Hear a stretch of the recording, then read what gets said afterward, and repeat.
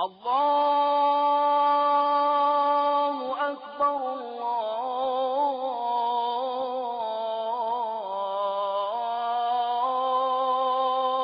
أكبر الله أكبر الله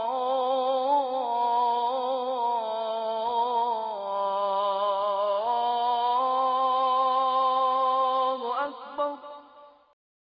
بسم الله الرحمن الرحيم.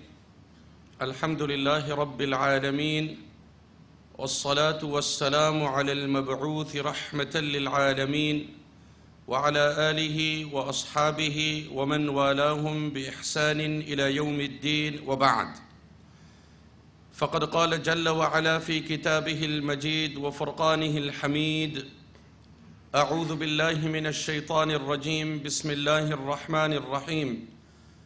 عسى الله أن يجعل بينكم وبين الذين عاديتم منهم مودة والله قدير والله غفور رحيم.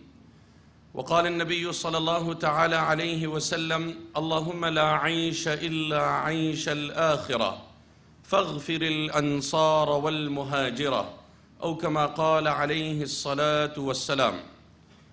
Honorable scholars, respected brothers, elders, mothers and sisters, it is a basic fact of life that nothing can be obtained in this material world without payment.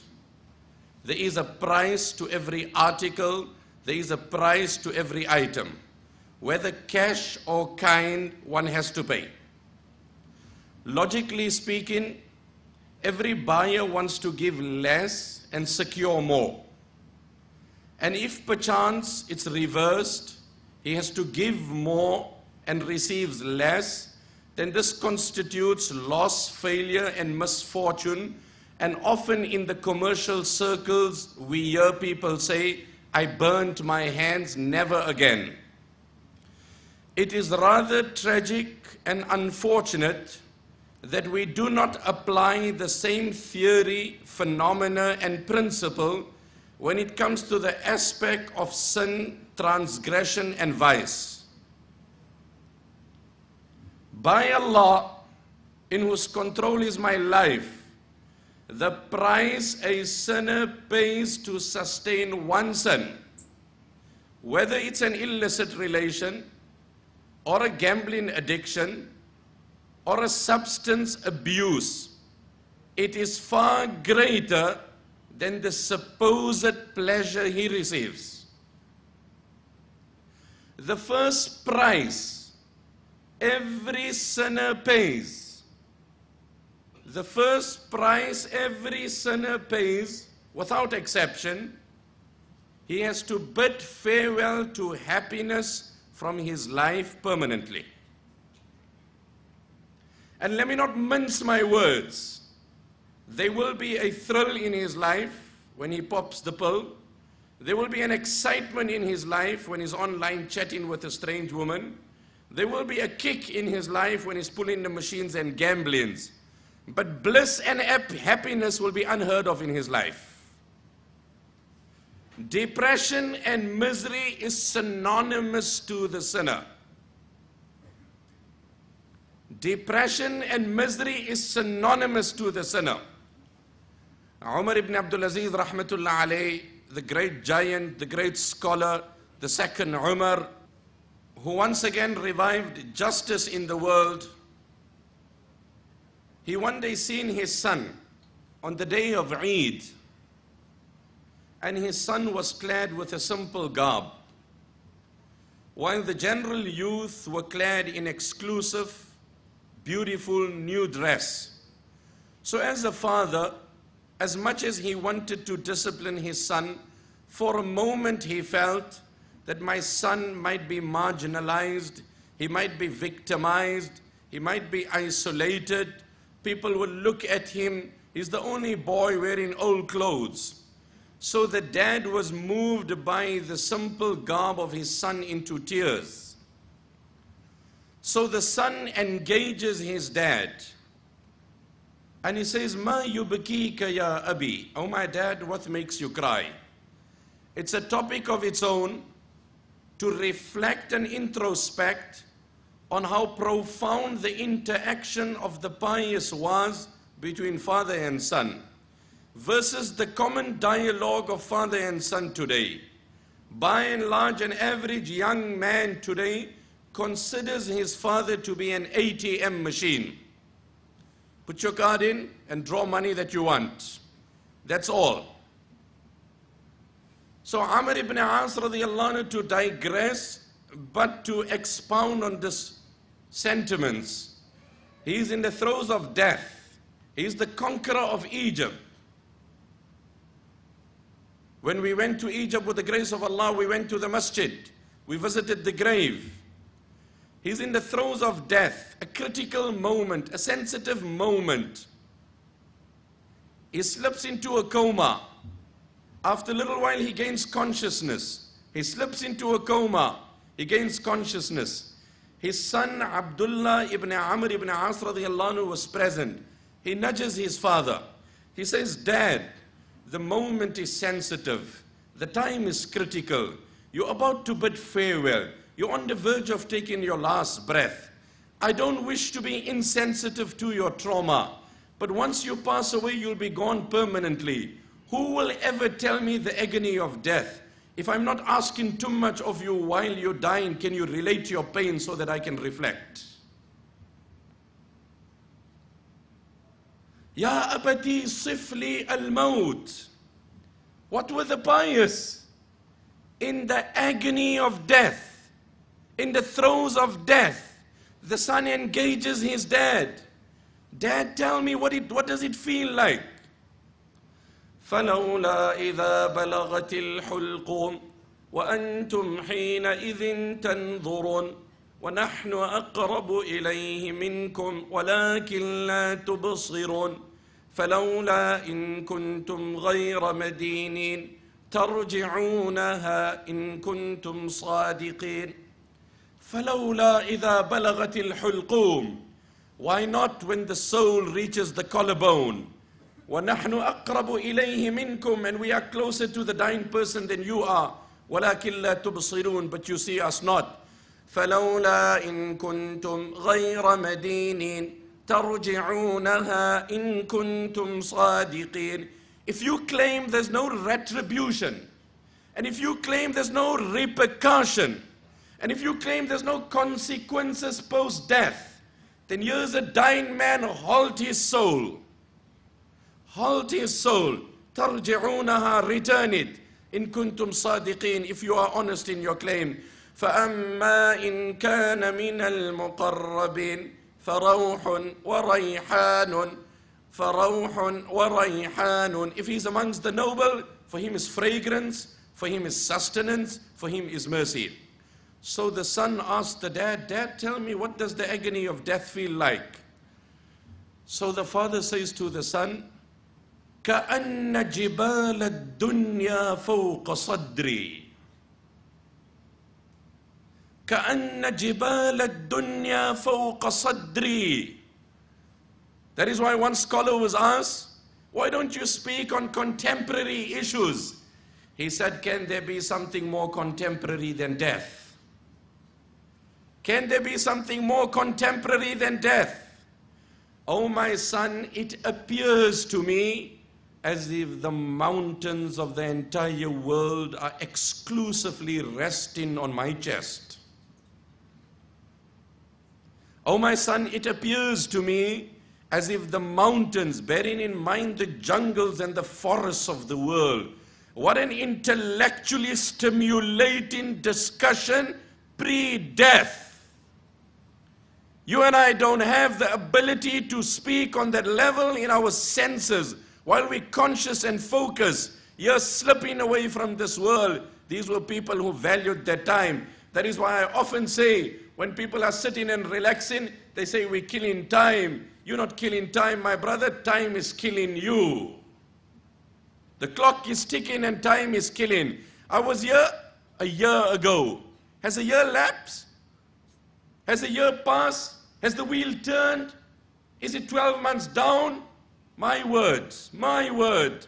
Oh my Lord, soon will the day come when I will be lying before you and the angel of death will knock my door.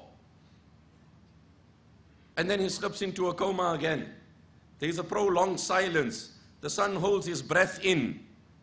He's concerned about the agony of his father, but he wishes that his father could kindly complete that sentence.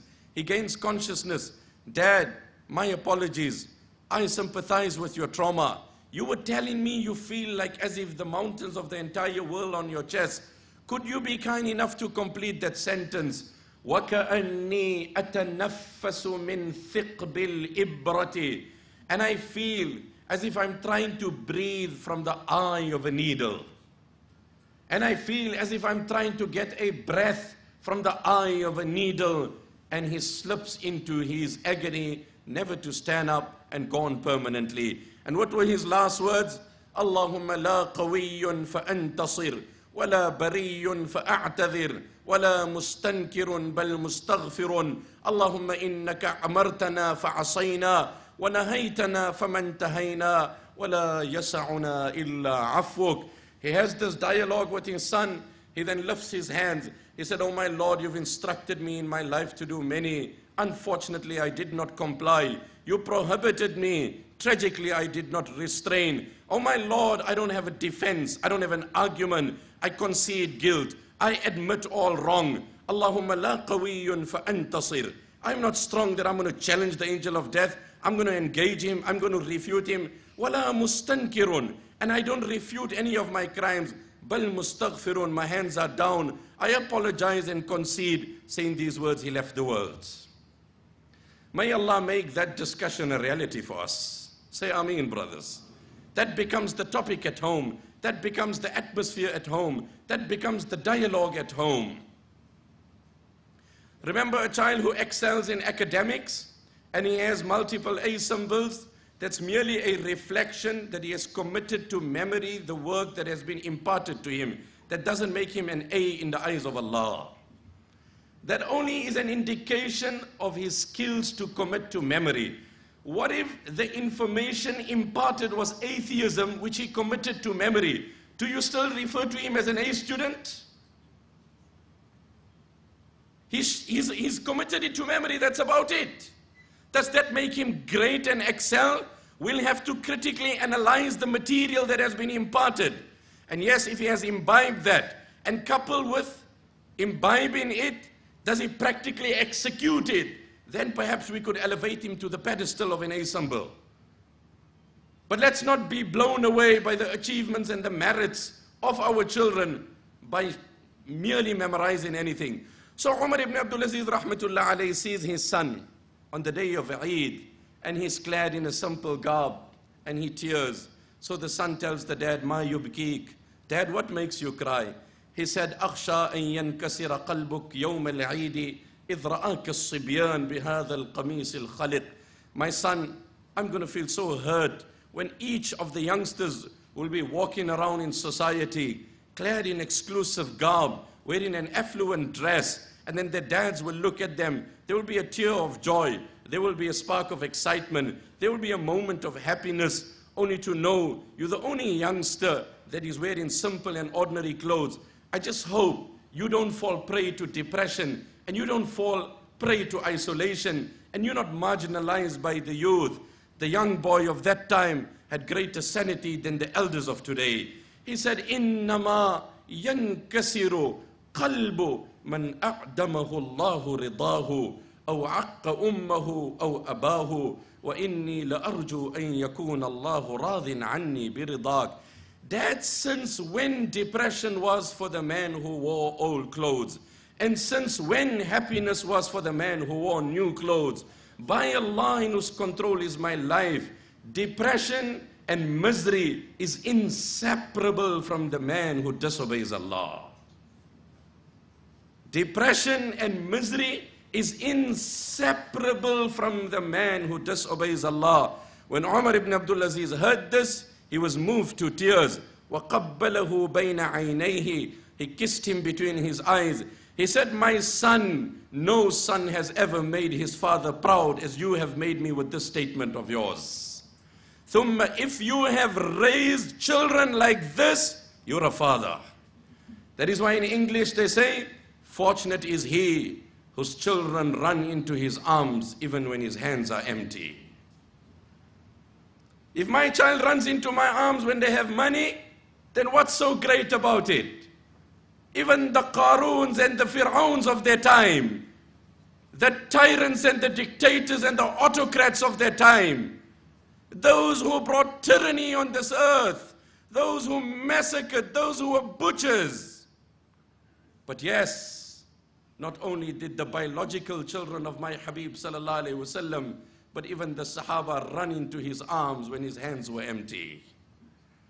You are a father, my brother, if you've successfully crossed this hurdle and got your children into your arms without monetary temptation. Fudail ibn Ayad rahmatullah alayhi used to say, Inni la'a'si Allah, Inni la'a'si Allah, fa'ara dhalika fi khuluqi imra'ati wa khadimati wa himari. When I disobey Allah, I instantly notice the temperament of my wife changing, the behavior of my servant, nay, I also observe my conveyance rebelling against me. What did Fudail ibn Ayad rahmatullah alayhi say? When I disobey Allah, I instantly see my wife's temperament changing. You abuse your sight at work and you come home and you wonder what's happening here at home. Fudail ibn Ayad has given you the formula and the reason. He said, when I disobey Allah, I see my wife's temperament change immediately. I see, one brother told me, he said, whenever a person is hostile or unpleasant to me, then I tell myself, he's not a bad man. He's a good person who had a bad day. He's a good man who had a bad day. So I said, brother, but will that philosophy work in marriage? Because you're going to have to say this often. She's a good woman who had a bad day. She's a very good woman, but she's having multiple bad days. How does it work in the marriage environment? He says, Sheikh, you got me thinking. I say, I think up an answer, then we can have an extension to that theory. The point that has been emphasized here, misery is inseparable to the one who disobeys Allah. That's the price.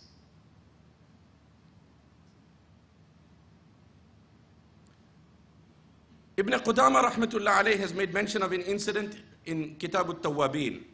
Very, very brilliant incident. Very, very brilliant. There was a person by the name of Mahdi who lived a life of sin, vice, evil, womanizing, a very fleshy and flamboyant lifestyle. He would indulge in every crime you would think of. He would perpetrate every offense you've heard of. He gets and is having a night with women and wine, and he omits his Zuhr prayer, his Asr prayer, his Maghrib prayer, and the sun sets and it gets close to Isha. So his slave girl has a sense of concern. And she says to herself that I've got to do something to open the eyes of my master. So she devises a plan and she gets a flame, a live coal burning flame, and she comes and she burns the leg of her master. فَانْزَعَجَ. Immediately it gives him a shock and he stands up and he said, مَا هَذِهِ? What is this? So she said, جَمْرَةٌ مِّن نَارِ الدُّنْيَا فَكَيْفَ تَصْنَعُ بِنَارِ الْآخِرَةِ. جَمْرَةٌ مِّن نَارِ الدُّنْيَا فَكَيْفَ تَصْنَعُ بِنَارِ الْآخِرَةِ. This is but a flame of this world. Heaven alone knows what would happen to you when the flames of hell are hurled towards you. إِنَّهَا تَرْمِي بِشَرَرٍ كَالْقَصْرِ كَأَنَّهُ جِمَالَةٌ صَفْرٌ. إِنَّهَا تَرْمِي بِشَرَرٍ كَالْقَصْرِ كَأَنَّهُ جِمَالَةٌ صَفْرٌ. Verily hell will hurl sparks towards you the size of palaces. It hit home. He realized the time has come and he has to draw the line and he needs to change his priorities. He then decided to abandon a life of sin and embrace a life of simplicity, motivated by the consciousness of Allah, and he devoted his life. Once two prominent scholars came to visit him namely Fudayl ibn Ayad and Sufyan ibn Uyayna, who enjoyed the privilege of being referred to as the Muhaddith of the Haram of Mecca, وهو المحدث الحرم المكي. So he came to visit him, and he seen the man had downgraded, living a simple life, hand to mouth, breaking even, gave up all the flashy, all the exclusive, all the affluent lifestyle, did away with all the fancy things of life. So Fudayl ibn Ayad and Sufyan ibn Uyayna engaged him and said, listen, إِنَّهُ لَمْ يَدَعْ أَحَدٌ لِلَّهِ شَيْئًا إِلَّا عَوَّذَهُ اللَّهُ خَيْرًا مِنْهُ فَمَا عَوَّذَكَ مِمَّا تَرَكْتَ لَهُ. It has been the system of Allah that whenever anyone forsakes anything for the pleasure of Allah, then Allah always replaces it with something better. You have given up your sinful life. What has Allah given you back? This is the system of Allah, and there's no exception. In lieu of what you've done, what has Allah given you? He said, "Ar-rida bima ana fihi." I lived a sinful, affluent life, but wallah, I was the most miserable, depressed person you've ever met. I've now given up that sinful, affluent life, and I've embraced a compliant, simple life, and I'm the most happy person you have ever met in your life. What has Allah substituted it? And hence I said, a person in sin will have a thrill. He'll get a thrill. When he pops the pill, he will be high. When he chats with that girl, he'll get an excitement. When he pulls the machines and he gambles, he will have a buzz and a kick. كَذَلِكَ سَوَّلَتْ لِي نَفْسِي. That's what Samiri said. I felt like doing it for the thrill, for the feel, for the excitement, for the kick, to explore, to find out. So that would happen. But we're not mincing our words here. We're not talking of that moment of excitement or the moment of thrill. We are talking of wholesome bliss. We are talking of inner joy. And that is subject to compliance to the orders of Allah subhanahu wa ta'ala. And in nothing else has Allah kept that. In nothing else. Now let me take that theory forward. Ibn Jawzi rahmatullah alayhi, the great scholar, in many of his writings, and in particular in Rawdatul Muhibbin, which is the kitab of reference that I would touch on in my presentation today, he's dedicated a chapter to this year, Man taraka lillahi shay'an awwadahu Allahu khayran minhu. Whoever will forsake something for the pleasure of Allah, it is the promise of Allah that Allah will replace something better for him. That's it. Then he cites multiple examples to give a practical dimension to this theory. A. كما ترك سيدنا يوسف عليه السلام امرأة العزيز واختار السجن على الفاحشة فعوضه الله أن مكنه في الأرض يتبوأ منها حيث يشاء. Sayyidina Yusuf alayhi salam did not succumb to the provocation and the seductive temptation of a prominent, beautiful woman. He resisted temptation. Allah rewarded him. He was imprisoned initially. He persevered and endured. And in relation to his perseverance and his steadfastness, what did Allah give him? Allah gave him authority over the entire dominion of Egypt. So he says, فَتَأَمَّلْ, reflect. Remember my opening sentiments. If only we could apply the theory of benefit versus harm when it comes to sin. If I'm going to sin, what's going to happen to me? What are the long-term consequences? The immediate benefit versus the long harm. And I will tell you, by Allah, the most exorbitant prices are not as expensive as sin is. I often say to a young man, you go to a shop to buy a simple article, but there is a woman there, the chances of which are you going to fall prey to the zina of the eyes.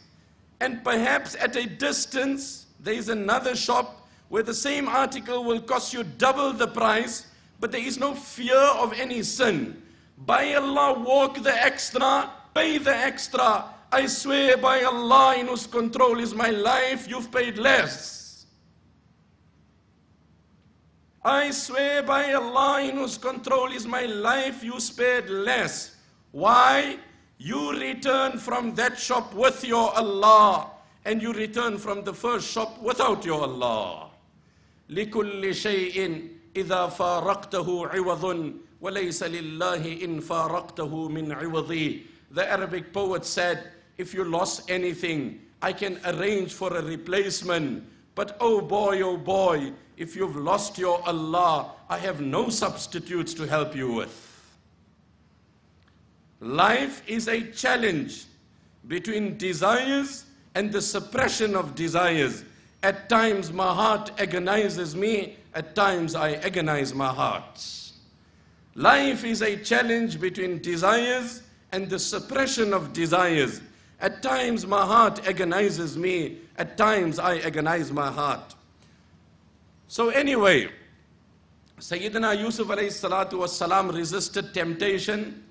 Allah gave him the empire of Egypt. What does he say? فَتَأَمَّلْ كَيْفَ جَزَاهُ اللَّهُ عَلَى ذِيقِ السِّجْنِ أَنْ مَكَّنَهُ فِي الْأَرْضِ. Look, he persevered. The imprisonment of a jail. What did he hold back? What Allah gave him? The dominion of Egypt. From the narrow confines of a cell to the vast empire of Egypt. يَتَبَوَّأُ مِنْهَا حَيْثُ يَشَاءُ نُصِيبُ بِرَحْمَتِنَا مَنْ نَشَاءُ وَلَا نُضِيعُ أَجْرَ الْمُحْسِنِينَ. We favor whomsoever we want, and we will not allow the good of the pious to go unrewarded. Furthermore, Ibn Jawzi writes, وَأَقَرَّتِ الْمَرْأَةُ وَالنِّسْوَةُ بِبَرَاءَتِهِ وَأَذَلَّ لَهُ الْعَزِيزِ. Allah then subjugates that minister whose wife seduced Yusuf at the feet of Yusuf. He comes begging for an apology. The very woman under discussion concedes guilt. The general woman of Egypt testify his innocence. وَهَذِهِ سُنَّتُهُ تَعَالَى حَدِيثًا وَقَدِيمًا إِلَى يَوْمِ الْقِيَامَةِ. And Ibn Jawzi writes, this is the untempered system of Allah. This is the unadulterated pattern of Allah, that whosoever, whenever will forsake something for the pleasure of Allah, he is promised to come back home with a more handsome return. You never walk out with less. And this remains till Qiyamah.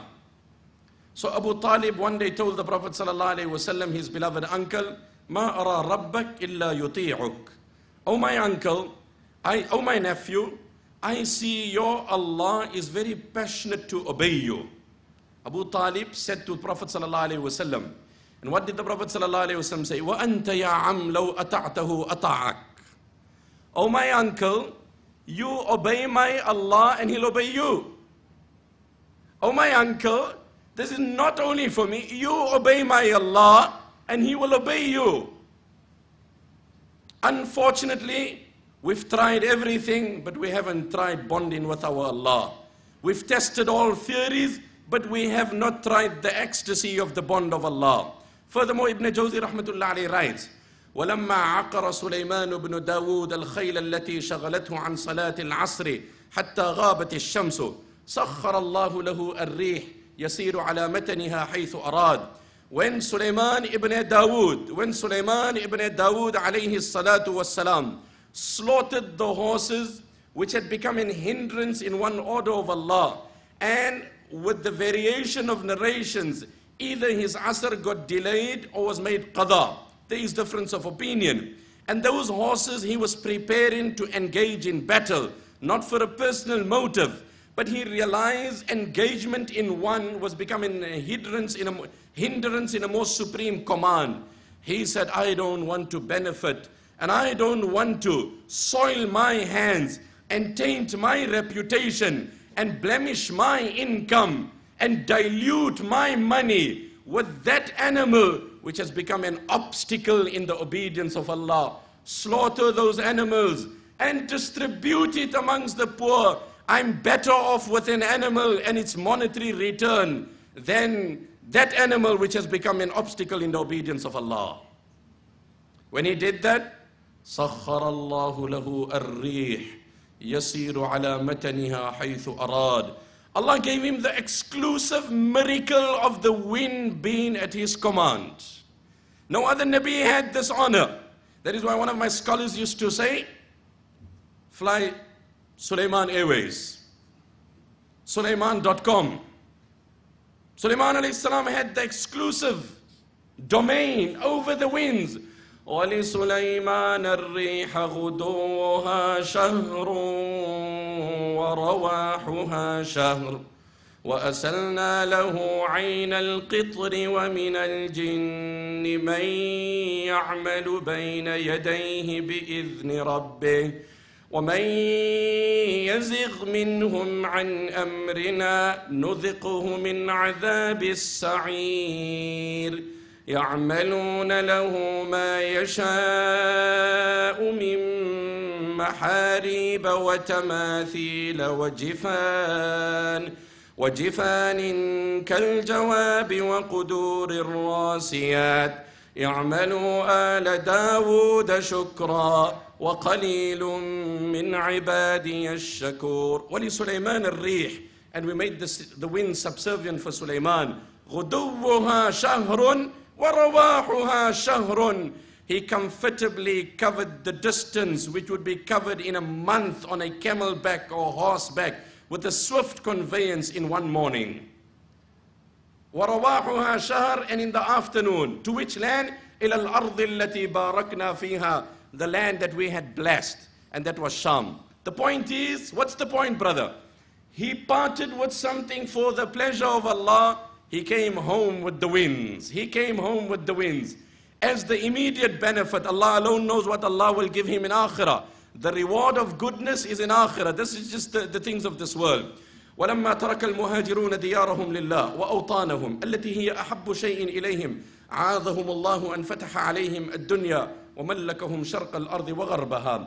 When the Muhajirin had forsaken their native land Mecca on the command of Allah because of the hostility of the infidels, and they were compelled to journey beyond, and they had to leave their native land, and they came to Medina, and it's not easy to climatize, it's not easy to adapt. And remember, today with all luxuries, with all ease, you can Google it, you can go online, you can do everything, you can transfer your funds, you can establish yourself there, you can have an economic muscle here, you can have a base there, you can have a home there, so many things, yet you yearn back for home. This was leaving Mecca knowing not what the future was ahead. They made this migration, and they were prepared to forsake their native land.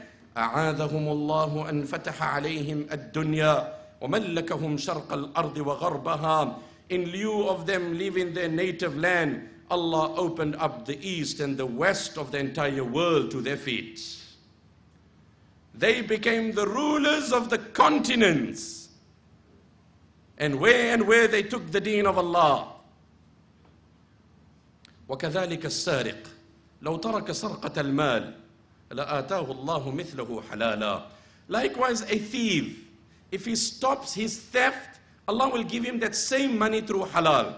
He will have the same, and Allah will be pleased with him. وكذلك الزاني لو ترك ركوب ذلك الفرج حراما لله لأثابه الله بركوبه أو ركوب ما هو خير منه حلالا. If a man indulging in zina abstains and restrains, Allah will give him that same woman or something better. Allah will give him the same woman or something better through lawful and legitimate means. The hadith of the Prophet sallallahu alaihi wasallam, Sayyidina Ali radiyallahu anhu narrates it. He sallallahu alaihi wasallam said, "Nadru rajul fi mahasin al-mar'a, sahmun min sihami iblis." To glance at the beauty of a woman is an arrow from the poisonous arrows of the devil. Man a'rada an dhalika sahmi, he who restrains and abstains from this poisonous arrow of the devil, a'aqabahu Allah. Look at the words of the hadith. If you study this word, if you do some etymology of this word, if you dissect it and you analyze it, what's the root words? A'aqaba yu'aqibu i'aqab. A'aqabahu Allahu ibadatan tasurruhu.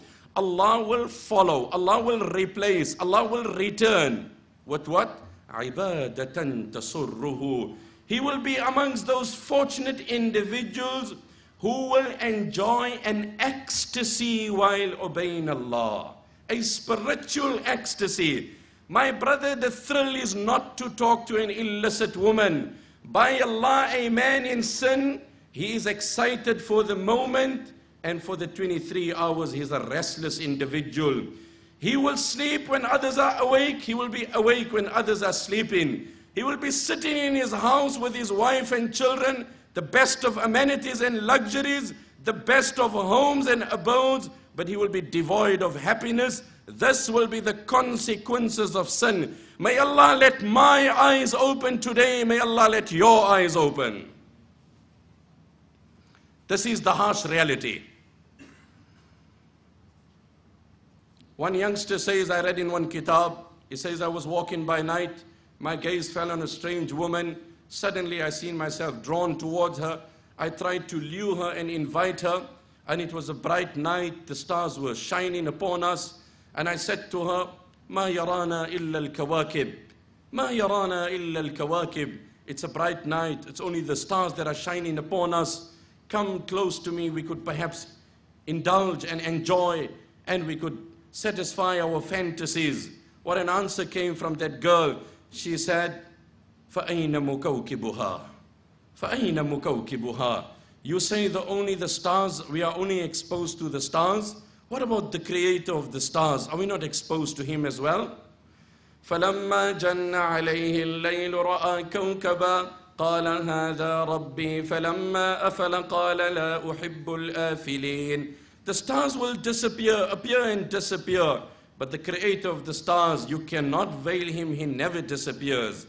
صاحب الشهوة عبد إذا غلب الشهوة أضحى ملكا. Here we have a conflict of definition. And let me say something at this juncture. We join the world in the slogan of empowering and liberating women, but we differ grossly in the definition of empowering. We join the slogans of liberating women. We are in harmony with those sentiments, but we differ grossly. Our definition of liberating a woman is not enslaving her for material gain. We beg to differ. Our definition of a slave, the poet encapsulates it, captures it in these couplets. He said, the one who lives a life governed by his whims and his ego has shackled himself by his own doings. The day he musters the courage to overpower his ego, proportionately he will unshackle himself with his own doings. So has not our cell phones literally become a cell of a jail? Has it not become a literal? That's why one person said, what's the definition of a cell phone? I said, tell me. He said, instant torment. We're having a good social discussion, and the man disappears, and his mood changes, and he's gone, and this could happen with roaming, it happens abroad also. Why? These gadgets are governing my life. And I'm made to believe that, you know what, I'm on time, I'm moving it up. Ibn Jawzi rahmatullah alayhi goes on to say, and I cry to Allah, and I always beg Allah before I start my talk, that, oh my Allah, let me say those words that touch my heart, that make me come close to you, my Creator. Make my friends and the general ummah come close to you, my Allah. Let it open our eyes. We are living in trying times, my brother. We are living in trying times. Amir ibn Abdullah at-Tamimi radiyallahu anhu, a tabi'i, what he used to say, Allahumma innaka khalaqtani bi amrik wa aqamtani fi balaya hadhihi ad-dunya bi mashi'atik. ثم قلت لي استمسك ولكن كيف أستمسك إن لم تمسكني بلطفك يا قوي يا متين. Oh my Allah, you created me because you decided to do so. Then you subjected me to the trials of this world, and you put me in an era that you had decreed, in which I had no choice. Then you impressed upon me to exercise restraint and caution. I only ask you politely, how can I achieve this if you don't hold my hand? I only politely ask you, my Allah, in this ungodly environment, where I barely exit from here, and there's a billboard to invite me, and there's an SMS to tempt me, and there's a seductive nature to seduce me, and there's no fabric to the community and no fiber to the society, and the junior have no regard for the seniors, and it's a world driven by lust coupled by monetary gain. And there's butchers and massacres. And what is happening, my Allah. Sometimes when I read the quotations of the pious predecessors, I have a feeling that their words were not so opportune at the time that they said it as they are today. I said and wonder, I said, Ya Allah, this man said it when he said it, but these words of his are more relevant today than that day. Imam Shafi said, لم يبق في الناس إلا المكر والملق شوك إذا لمسوا زهر إذا رمقوا. In his prayer he said, Oh my Allah, there's nothing left in this world but deception and delusion, oh my Allah. There's only hypocrisy and smoke screening, my Allah. When I look from a distance, these humans look like blossoming flowers. But my Allah, when I get close, I see every one of them are thorns and they're ready to prick me. And I think of these words of Imam Shafi. I said, I don't know if they were so relevant in his era as they were today. Are not the people looking like blossoming flowers? But get into business. Get into business with someone. And I'm afraid, my friend, you will run further than you ever ran from any beast. Huzaifa ibn Yaman said, I foresee an era coming. Only he will be rescued from the tide of that ocean, from that dark tunnel. The one who begs Allah like how a drowning person begs Allah. يأتي عليكم زمان لا ينجو أحد إلا من يدعو كدعاء الغريق. When the internet and modern technology made its first appearance, it was embraced with excitement, coupled with bliss. It has become a global village. We can communicate. Gone are the days of physical address and telegram. We've moved on. We're on Twitter. We're on SMS. We're on email. We're on Skype. We're on this and that. And we're seeing how the world became smaller and communication became easy. And I heard of an article and I read about it. A professor in one country and a surgeon in another country, and an entire orthopedic procedure was done through SMS communication. Wow, brilliant, meritorious. He who uses technology to his advance, great, we have no issues. But I'm afraid we've come at the crossroads, as the Quran says. The Quran does not refute the benefit of gambling, lotteries. People have, charitable organizations have been helped. Look at the profoundness of the Quran. منافع للناس وإثمهما أكبر من نفعهما وإثمهما أكبر من نفعهما. Yes, indeed. Alcohol in moderation has its benefit. Gambling generates some income, but without doubt its evils far more surpass its goods. I wonder, but the world has become so driven by monetary that we would admit and confess that technology is now being at a minus, at the detriment of our community. It is one of the key reasons of breaking marriages, and you can read from mainstream media. You don't have to read from alternative media. But everything is driven by money, and wherever we see revenue coming, it will have to continue. So what did Huzaifa ibn Yaman say? A time will come, none will be rescued. None will be rescued but the one who begs Allah like a drowning man begs Allah. A drowning man? Oh Allah, help me, I'm drowning. Brahmatika ya arhamar rahimin. Is that how he cries to Allah? No, he cries from the recesses of his heart. He is holding onto a straw. أَمَّن يُجِيبُ الْمُضْطَرَّ إِذَا دَعَا. That is why Allah says, I respond to the call of the desperate because it's sincere. My brother, how are you calling your Allah for the salvation of your youth? How are you asking your Allah? Is it a regular 5-minute prayer? You've got to beg and beseech and implore your Allah. His sovereignty remains intact. He is not threatened by anyone. He is not intimidated by anyone. He is not obligated by anyone. He is not overpowered by anyone. He is not answerable to anyone.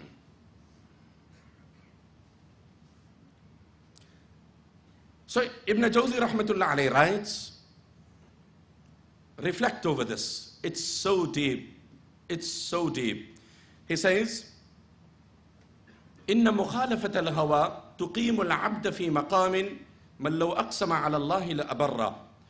If you, in harmony with our topic, if you have the courage and you can muster the power to tame this wild ego, to govern this lustful ego, then it would elevate you to a pedestal, to a platform, that when you make a request to Allah, there will be clout and weight and strength in your request.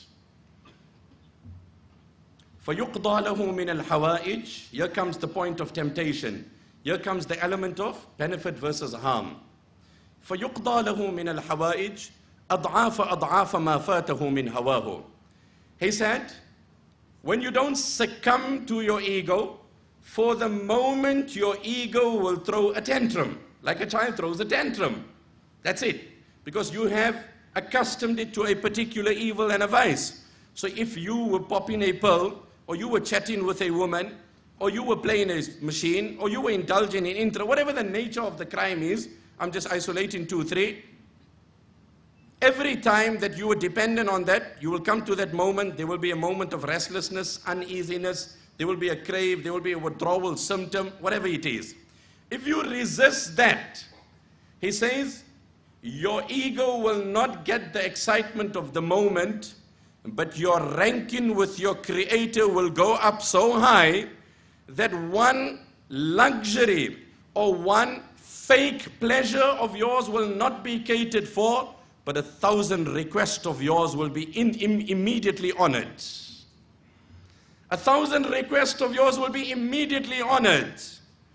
It's your choice, my brother. It's your call. Either I chat with that girl and I compromise my bond with my Allah, and then I come home and I lift my hands and there's no strength to my du'as, and there's no clout to my requests, and there's no might to my prayers, and I hold the Kaaba and I do my prayers, but it's not coupled with any strength and might and vigor. Or I resist the temptation, benefit versus harm. Look at the harm of the sin, what it's doing to me. One brother had told me he had a habit of smoking many, many years ago. He said, I vowed to Allah that I want to leave this, and he didn't have children.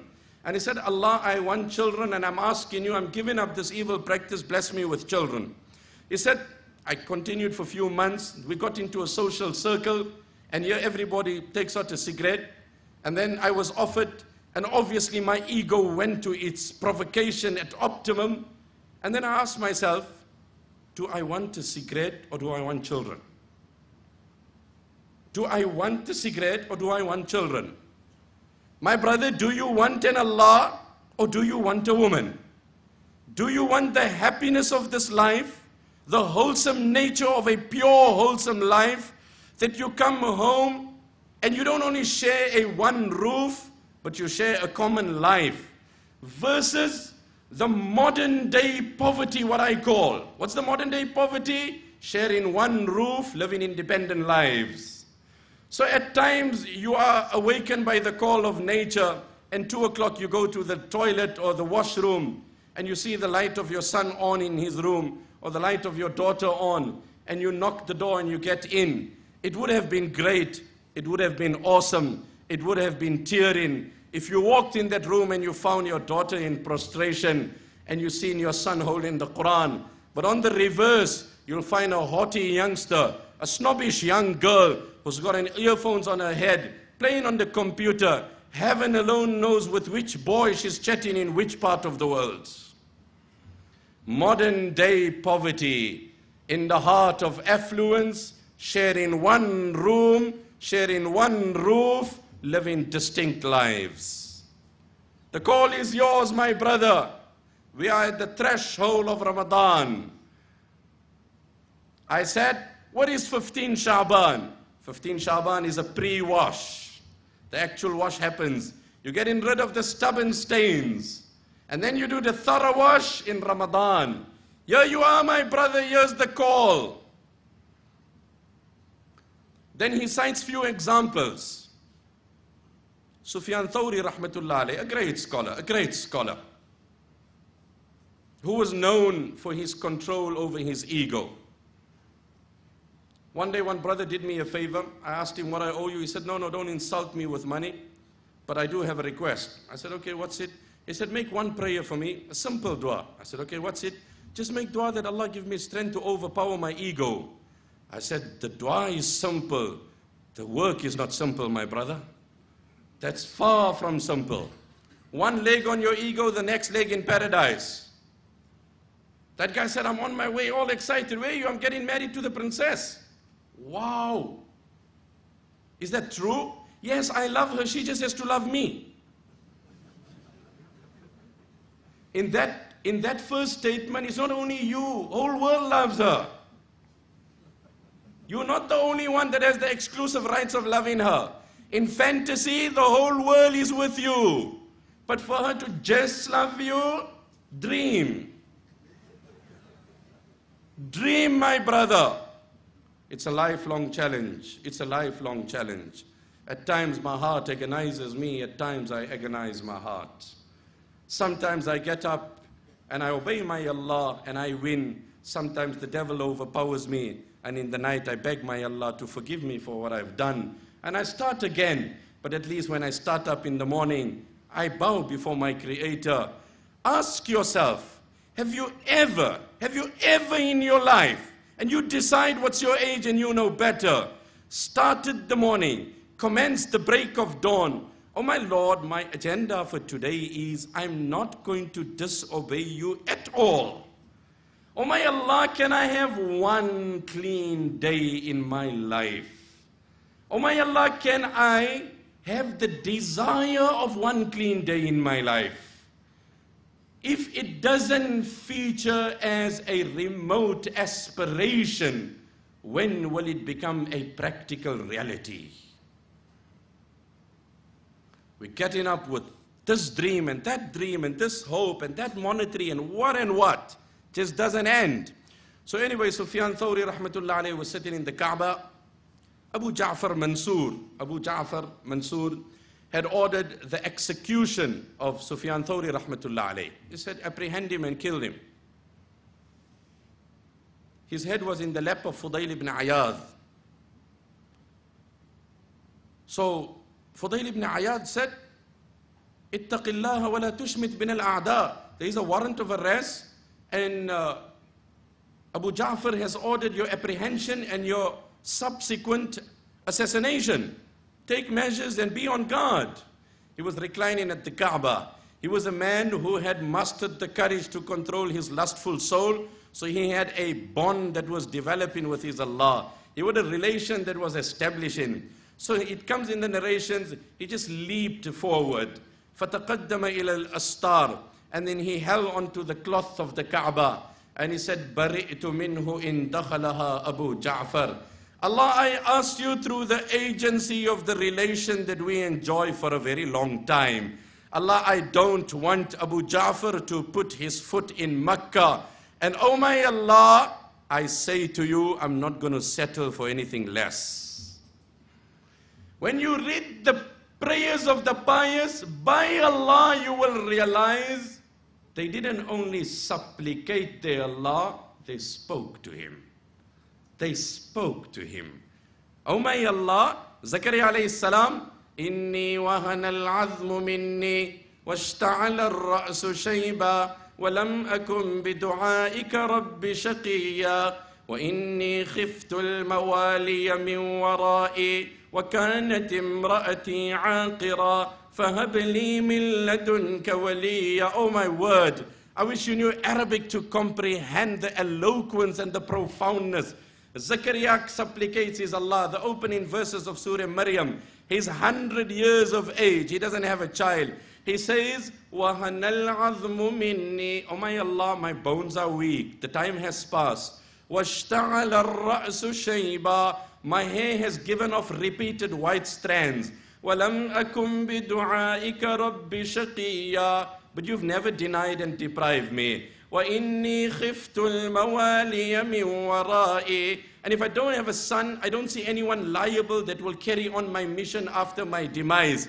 Allah, I'm old, I'm aged, I'm weak, I'm feeble. Time has passed, the moment is gone. But you kind, فَهَبْ لِي مِن لَدُنْكَ وَلِيًّا. Do me that favor and confirm that my wife will conceive and I'm going to have a baby. وَاجْعَلْهُ رَبِّ رَضِيًّا. And oh my Lord, if you are going to accept my prayer, please make him obedient to you before conception. Let me know he's going to be pious when he's born.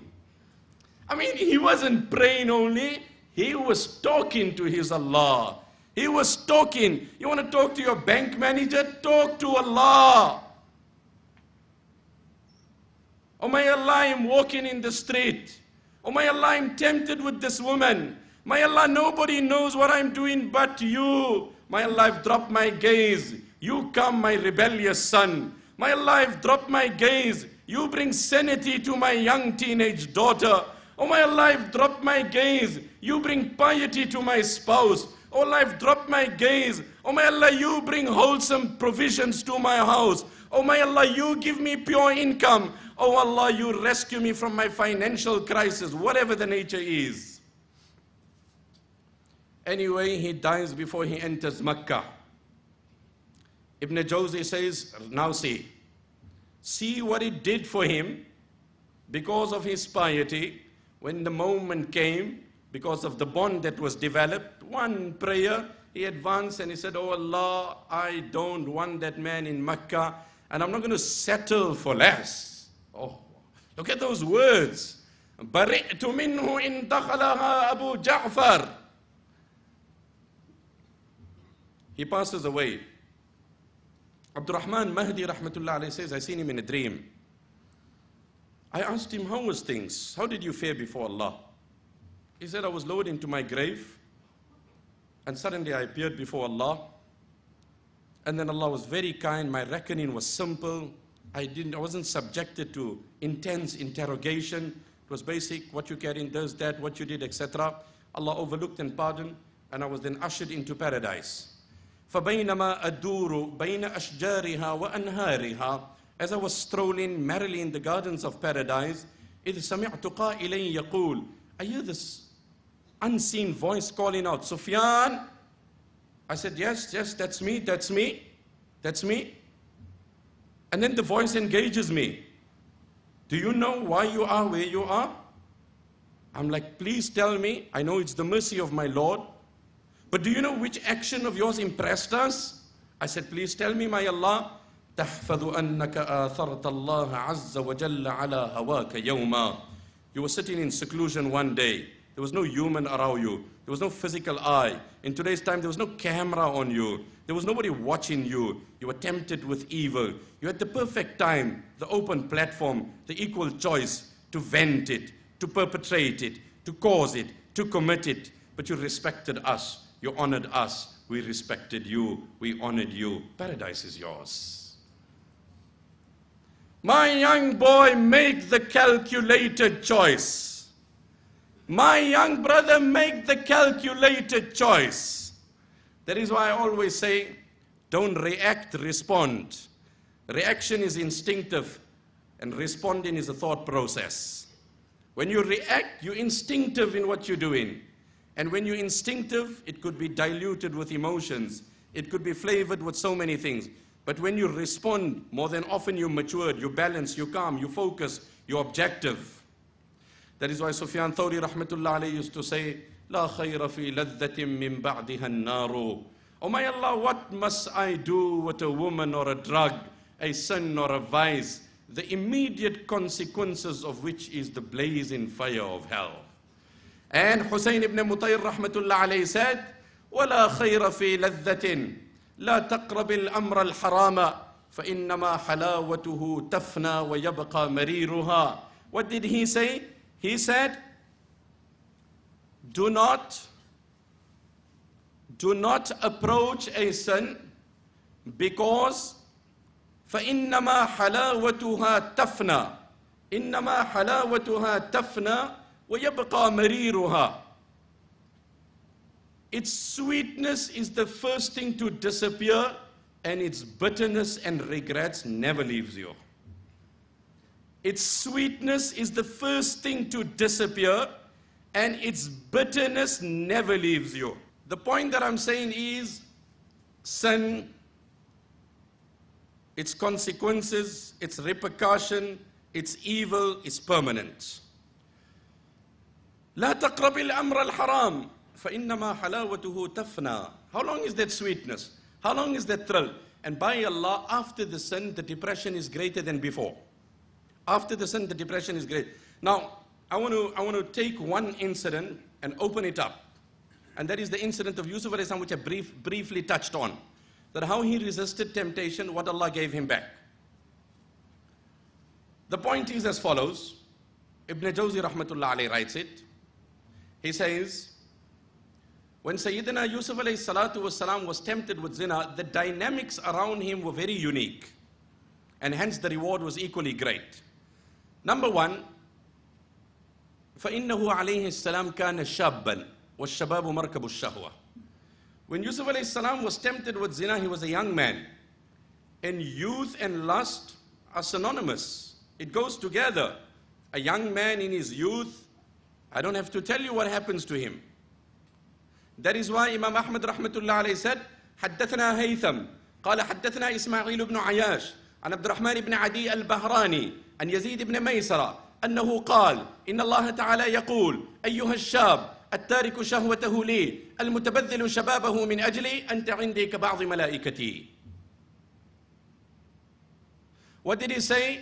He said, Imam Ahmad said, I heard from Haytham, who said, I heard from Ismail ibn Ayash, who said, I heard from Abdurrahman ibn Adi, who said, I heard from Yazid ibn Maysara, who said that Allah says, O young man in the prime of his life, when his youth is at optimum level, brimming to its maximum, temptations around him, a woman at his disposal, money in his pocket, and then he objectively channels his youth in the obedience of Allah. Allah says to him, Anta indi ka ba'dhi malaikati, you rank to me equal like how my angels rank to me. You rank to me equal like how my angels rank to me. So number one, Yusuf alayhi salam was a young man.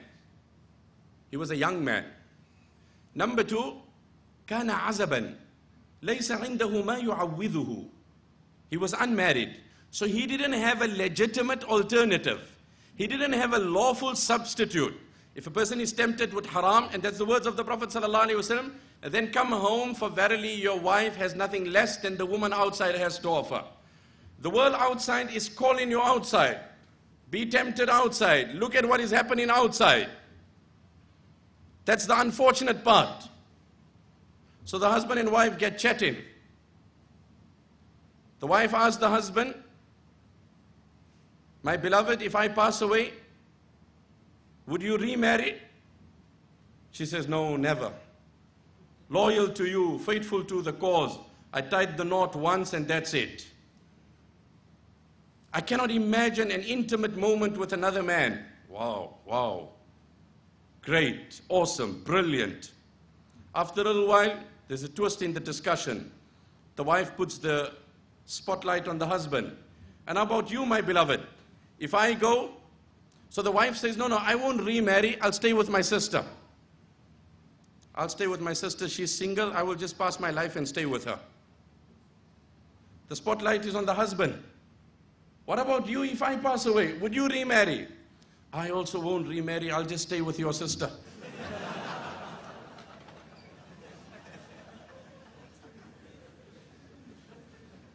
I'll also stay with your sister.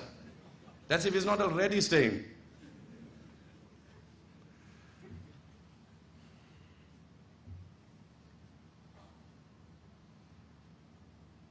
So what does he say? Yusuf alayhi salatu wasalam did not have a halal alternative. He was not married, which intensified the nature of his challenge. But I must remind you at this juncture, and if you know not, let me seize the opportunity to politely inform you.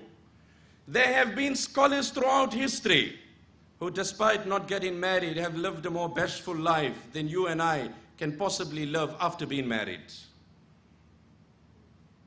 And I know I'm addressing an audience who follow the teachings and the school and the jurisprudence of the great scholar Muhammad bin Idris al-Shafi'i rahimahullah, for whom I have great regard. And after all, these were our great scholars أولئك آبائي فجئني بمثلهم يا جرير إذا جمعتنا المجامع. The poet said, أولئك آبائي, these were our forefathers that bring pride to us. فجئنا بمثلهم يا جرير. Oh Jarir, whenever we sit down, talk more about Shafi'i. Talk more about Abu Hanifa rahimahullah. Talk more about the pious. These were indeed the great dignitaries of their times. فجئنا بمثلهم يا جرير إذا جمعتنا المجامع. Imam Shafi'i holds the view أن الاشتغال بالنكاح أن التخلي بالعبادة أفضل من الاشتغال بالنكاح. That if a person has the strength, the courage, the might, the confidence, and he has what it takes to restrain himself from sin, then it's better for him to devote his life to ibadat than to engage in marriage. While Imam Abu Hanifa holds a counter view, and he feels that no, you should engage in marriage. We're talking about people who have the ability, and I don't know if they exist in these times, but in terms of academic discussion and theory, this is the view of the great giant Muhammad bin Idris al-Shafi'i rahimahullah. Sheikh Abdul Fattah Abu Ghudda, a great scholar who visited our shores in the 90s. I was a student at the institution, and a memory that would live with me, and a sight that's indelible, and a thing that I will cherish for the rest of my life. And in many of my travels, humble travels to Canada, I had the privilege of meeting with his sons and his grandchildren. One of the great contemporaries of recent time, one of the great giants in the field of hadith. He has written a kitab, Al-Ulama Al-Uzzab, Alladhina Atharu Al-Ilma Ala Ziwaj. Scholars who consciously opted for celibacy, not to get married, and gave preference to the cause of knowledge so that they could diligently serve the cause, and they devoted their lives and died in the cause without getting married. When I read that, it makes me tear. Why? Because as an individual perceived to be part of the fraternity of the scholars, and I don't claim to be amongst them, that would be an insult to knowledge. By Allah, if I claim to be amongst them, I will be insulting the honor of knowledge. Read who ulama were. Read who scholars were to think. But by and large, the community chooses to associate and assimilate us with them. May Allah make it that on the day of Qiyamah, we stand up on their ranks. And you say, these were the people. I share with you 2-3 people amongst them who lived a modest life, never indulged in the halal, leave alone the haram. And they devoted their life to the deen, and they passed on.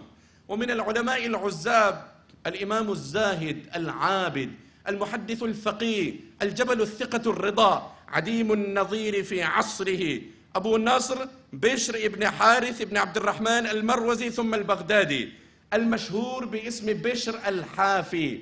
ولد في مروى سنة 150 ونزل ببغداد وتوطنها. قال إبراهيم حربي: ما أخرجت بغداد أتم عقلا منه ولا أحفظ للسانه من بشر.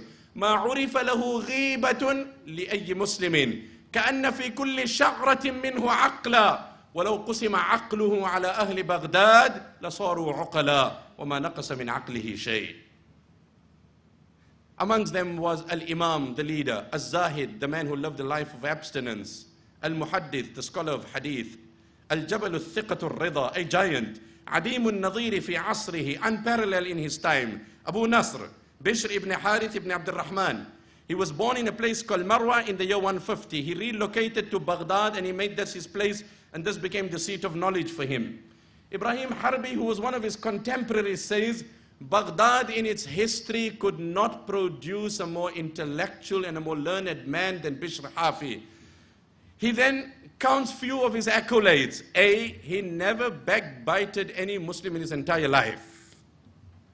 I was sharing with my colleagues, Imam Abu Hanifa said, if I was ever to backbite anyone, I would backbite my mother so that she gets my reward. Because when you're backbiting, you're passing your reward on. He said, I won't be generous with my reward, but if I have to backbite, rather my mother, she gets my reward. What was the eye of these people? I wouldn't backbite, but if ever, rather my mother. كأن في كل شعرة منه عقلا. It was as if every strand of his hair, every strand of hair was an independent brain.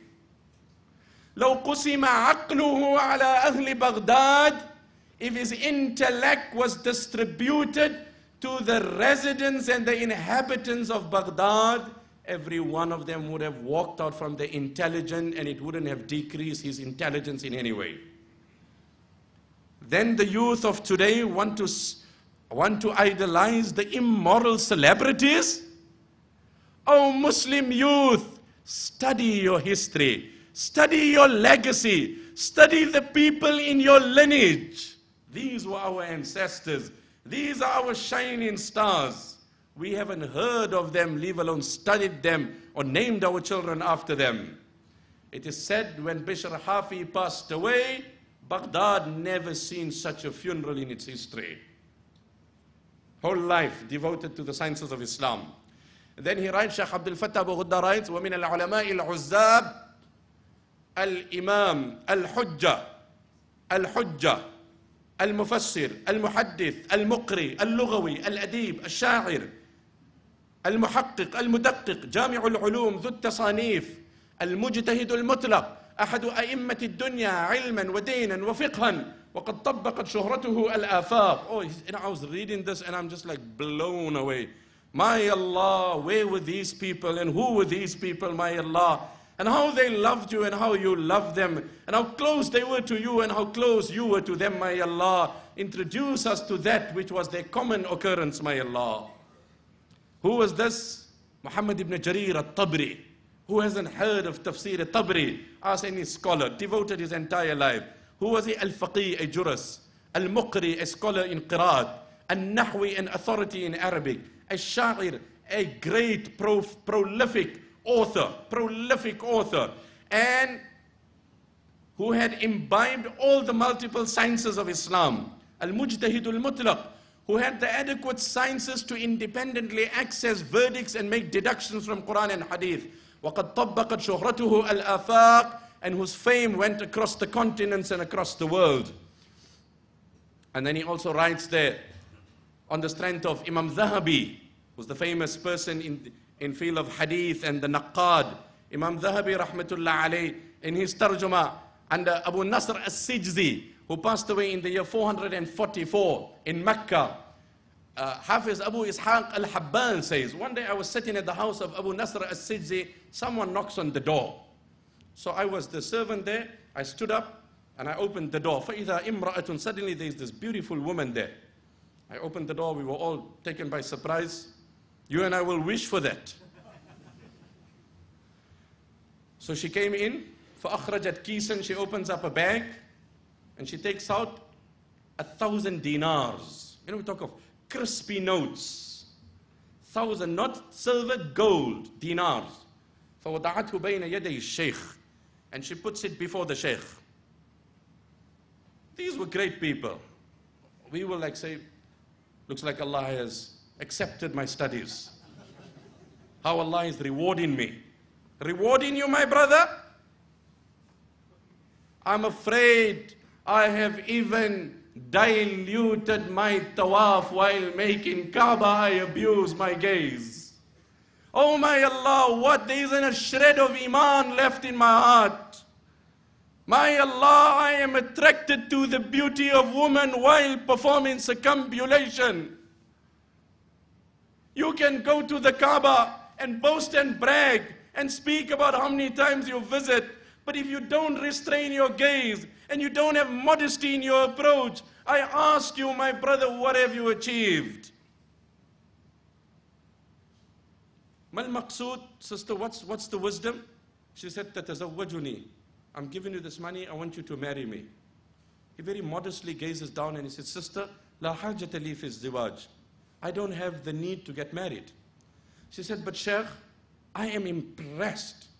I'm obsessed by the profoundness of your knowledge. And I want to drink from the spring of the knowledge Allah has given you. And obviously, I cannot do so because of the gender line. The only way we can break formalities, and this can be a legal endeavor, is that I be wedded to you. And that's my only motivation.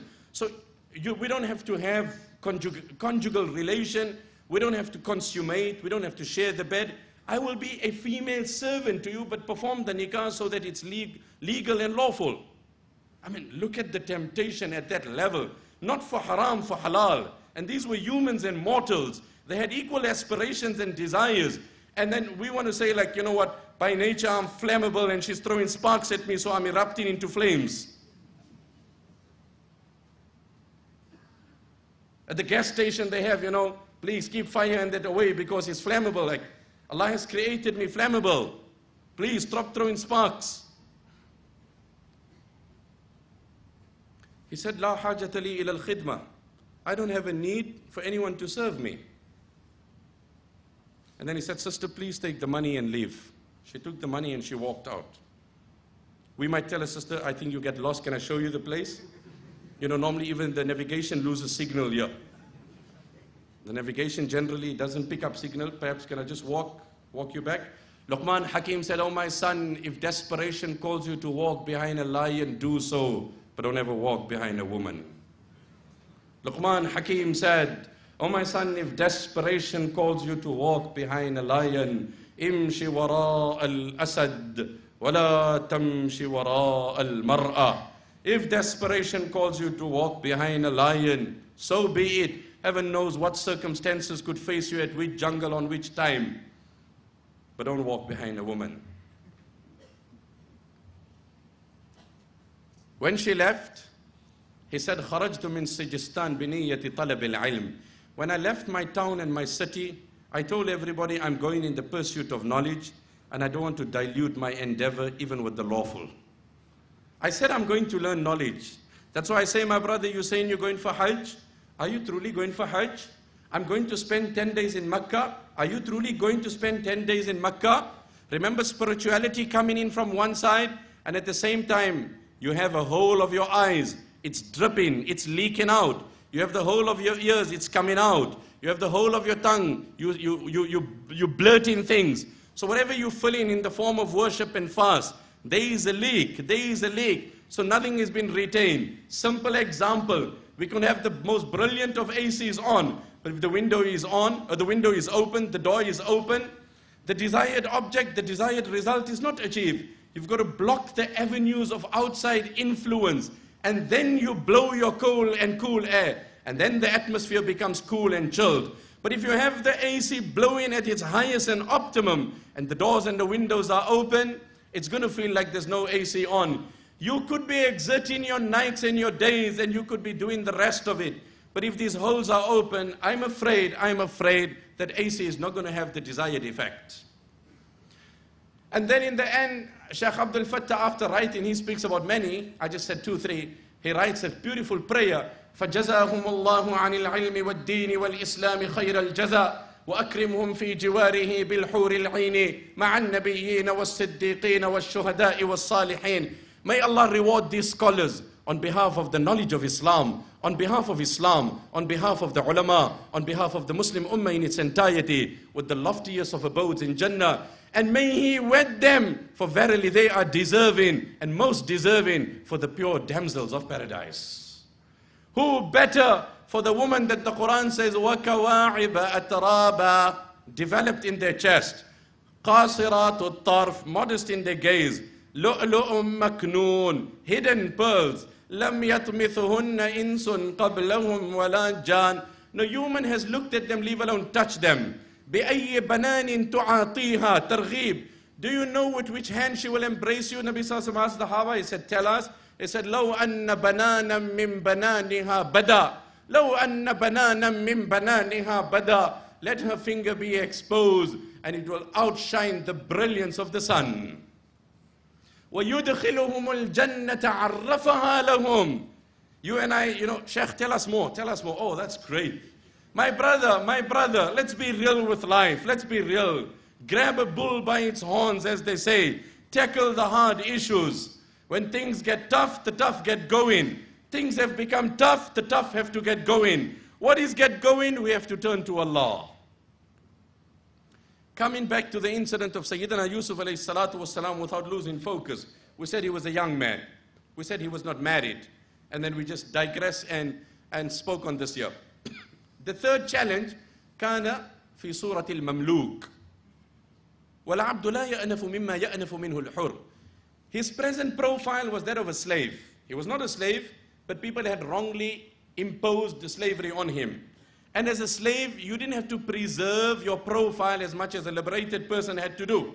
So somehow he had an easier way to slip out into sin, which made him more susceptible to the crime, more susceptible to the crime, more prone to the wrong. Then number 4, كان غريبا في أهله. He was in a foreign place. And when a person is foreign, automatically he becomes somehow relaxes the guard. At home, people are watching, you know, that auntie across the road, that uncle, this one, that one. But when you're at London Heathrow and you walk in at the airport, you relax in and you chill in and you walk in and suddenly, Assalamu alaikum, wa alaikum salam. And where did this salam come from? And, no, I was just browsing here. I thought I'll buy some newspaper. Oh, okay, newspaper. I thought you were looking somewhere else. You're off guard. But Allah is watching you, my brother. Allah is watching. إن الذين يخشون ربهم بالغيب لهم مغفرة وأجر كبير وأسروا قولكم أو اجهروا به إنه عليم بذات الصدور ألا يعلم من خلق ألا يعلم من خلق وهو اللطيف الخبير. The one who created you, won't he know you best? Won't he see you all the times? Is not his eye upon you? Is not his gaze upon you? His watchful eye is there. You cannot veil him, you cannot conceal him, you cannot block him. So Yusuf alayhi salam was in a foreign place. Somehow the guard is a bit relaxed and compromised. Again, that makes him closer to the vice. That makes the challenge that much more daunting. That makes the seduction that much more difficult. Then, وَكَانَتِ الْمَرْأَةُ ذَاتُ مَنْصَبٍ وَجَمَالٍ. The woman who seduced him was not an ordinary woman, was not an ordinary simple. It was a woman, minister's wife, of prominence, of beauty, of status, of recognition. وَالدَّاعِي مَعَ ذَلِكَ أَقْوَى مِنْ دَاعٍ مَنْ لَيْسَ كَذَلِكَ.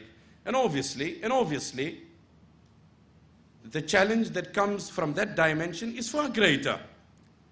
Then, وَكَانَتْ هِيَ الْمُطَالِبَةُ فَيَزُولُ بِذَلِكَ كُلْفَةُ تَعَرُّضِ الرَّجُلِ. She initiated it. So when she initiated it, he didn't have to fear rejection. How many a man would not initiate their fantasy out of the fear of rejection?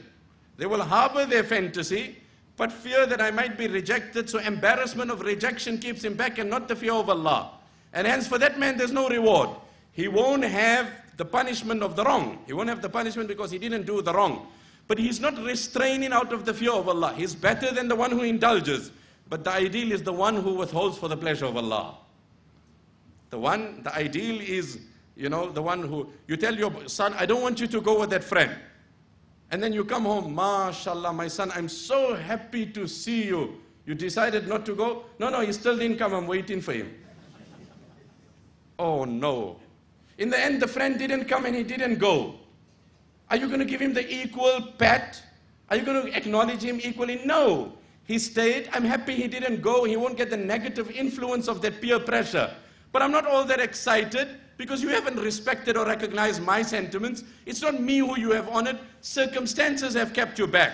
So Yusuf didn't have the fear to break the ice and approach the woman. She initiated the whole thing. No fear of rejection. Furthermore, وزادت مع الطلب الرغبة التامة والمراودة التي يزول بها ظن الاختبار. She had come across in an assertive way. So it was clear she wasn't setting a trap. Because today you don't know, there's so many organizations, they set a trap for you to test the waters, how loyal you are. I mean, what a world are we living in? What a world are we living in, oh my Allah. What more are we going to hear of, my Allah? One side I was reading an article, person in certain remote parts selling body parts, physical humans are selling their body parts to put a platter of food on their table. And then other people are exploiting and abusing and they, amassing more and more. And just look at the imbalances and the gross discrepancies between the poor and the wealthy, between the ruling class and the subjects. Ya Allah, what a discrepancy. Only Qiyamah is going to explain this whole thing. One brother said to me, I said, no, that's the wrong way of saying it, but anyway. He says, you know, Sheikh, sometimes I wish like I just want to sit on Qiyamah and on this big screen, I want to have some popcorn and some coffee and watch this whole thing, what happened in the world. You know, who killed who, and who's done who, and who was the victim, and who was the victor, and was the mother-in-law right, or the daughter-in-law was right, and was the employer correct? And I said, you know, I want to watch this on this big screen. I said, my brother, there will be issues for you to answer. يُجَاءُ بِابْنِ آدَمَ يَوْمَ الْقِيَامَةِ كَأَنَّهُ بَذَجٌ. Bukhari, my Habib Sallallahu said, you'll appear as a lamb before your Allah. You will be trembling yourself. You're not going to be all structured and massacre and strong and bold and loud. You'll be a lamb. You won't even be a sheep. You'll be a baby lamb that will be coming in. That is your position before your Allah. And furthermore, what else did this woman do? وَزَادَتْ مَعَ ذَلِكَ تَغْلِيقَ الْأَبْوَابِ. In addition to all this, she shut the doors. وَكَانَتْ فِي مَحَلِّ سُلْطَانِهَا بحيث تعرف المكان الذي لا تناهله العيون. She was in a familiar environment, in her own environment. Sometimes in a foreign place, you don't know the place, she doesn't know the place. The curtain moves, someone blows the horn, the alarm bell rings, immediately there's panic. She was in her familiar environment, so she knew the nooks and the corners.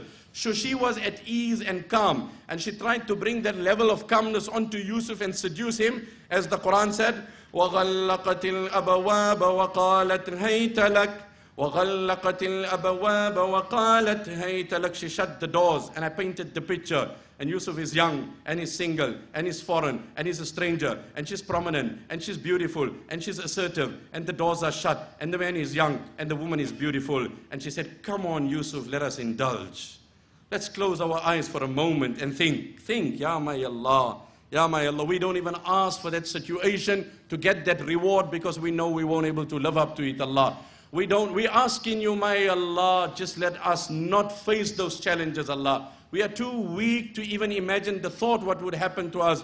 وَغَلَّقَتِ الْأَبْوَابَ وَقَالَتْ هَيْتَ لَكَ قَالَ مَعَاذَ اللَّهِ قَالَ مَعَاذَ اللَّهِ إِنَّهُ رَبِّي أَحْسَنَ مَثْوَايَ. He said, Allah forbid, I will never entertain the thought. My Allah has been too kind to me to even imagine disobeying Him. My Allah has been too kind. I'm asking you, what are you short of? That is why one scholar said, you have a peaceful night, you wear exclusive dress, you live a good home, a wonderful lifestyle, and what's your gratitude? You miss your Fajr Salah. That's how you start off your gratitude to Allah. You start off your gratitude by omitting your Fajr prayer. But he restrained himself, and I told you what Allah gave him, the empire, the dominion of Egypt. I want to mention with you a few incidents, inshallah, and then we try and draw it to a close. It is the reign of Umar ibn Khattab radiyallahu anhu. He dispatches the Sahaba in a direction. Amongst them was Abdullah ibn Huzafa radiyallahu anhu. They were apprehended and intercepted. The king of that time was told that in the group there is a young man, Abdullah ibn Huzafa, who belongs to the companions of Muhammad sallallahu alaihi wasallam. Abdullah ibn Huzafa radiyallahu anhu was summoned and he was brought forward. When he comes forward, the king says to him, I have an option and a proposal to make to you. He said, go for it. He said, أَعْرِضُ عَلَيْكَ أَمْرًا أُشْرِكُكَ فِي مُلْكِي وَسُلْطَانِي. You forsake your faith, embrace my creed, and immediately you are half in my empire. Immediately. People give us false hopes and we bow to it. People give us false hopes and we bow to it.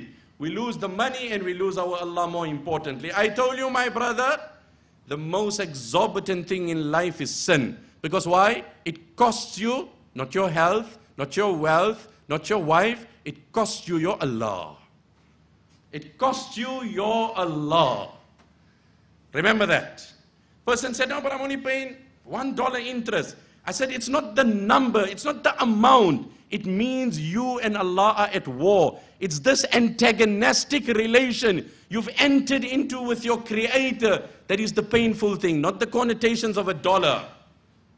It's not $1 or $2. You are at war with your Creator. How can you sleep with peace? How can you toss by night? How can you eat His food? How can you breathe His air? So Abdullah ibn Huzafa said, Talk about the possible, don't talk about the impossible. لو أعطيتني جميع ما تملك وجميع ما ملكته العرب على أن أرجع عن دين محمد طرفة عين ما فعلت. Ask me to entertain the thought of forsaking my faith for the duration of the wink of an eye and offer me the luxuries the entire world has, I won't accept this as an offer. In other words, he painted an extreme scenario. You're talking of what you have, I'm saying go more, go wide, go open, go large, go macro, put the whole world on that side. And this side, ask me bare minimum. Entertain the thought of forsaking and I'll say it's not a deal. We'll say, you know what, but in my mind I knew I wasn't going to do it, and with that money I can help the poor. Why can't you help the poor with the money that's in your pocket? Why can't you help the poor with the money in your pocket? Make the call today, my brother. Don't clutch onto it. Don't become obsessed with it. Nothing is mine.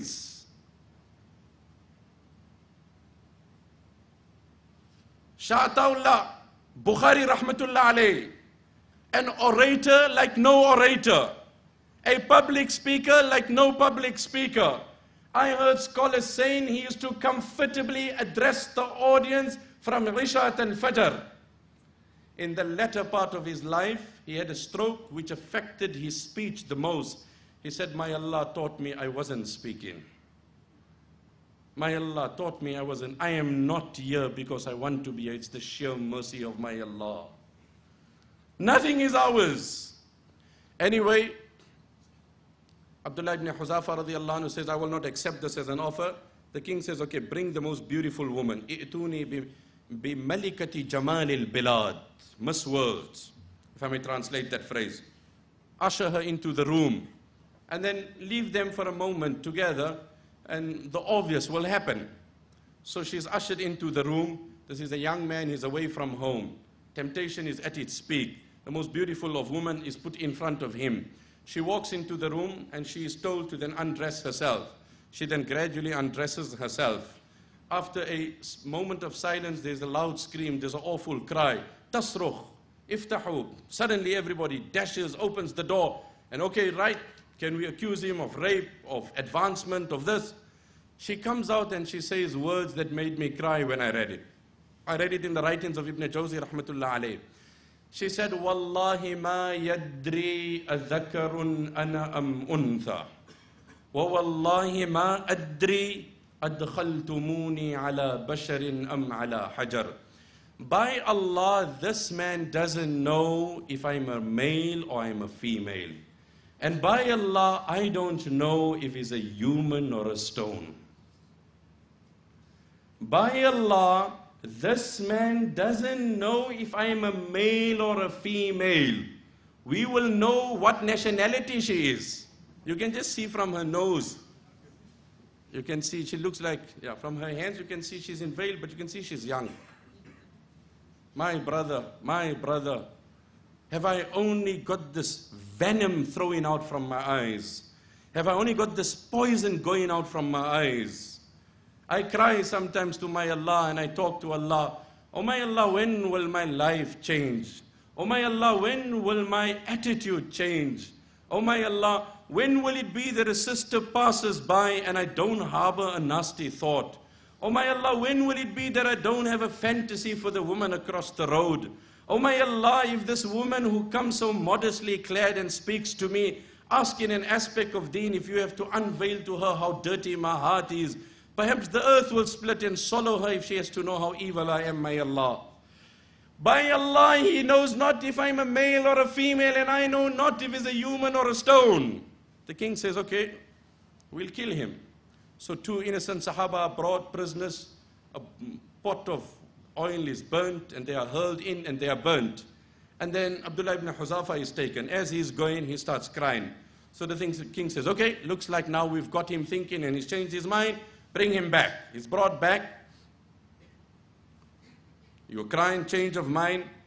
He said, my Allah gave me such pleasure in obeying him now. What did I say?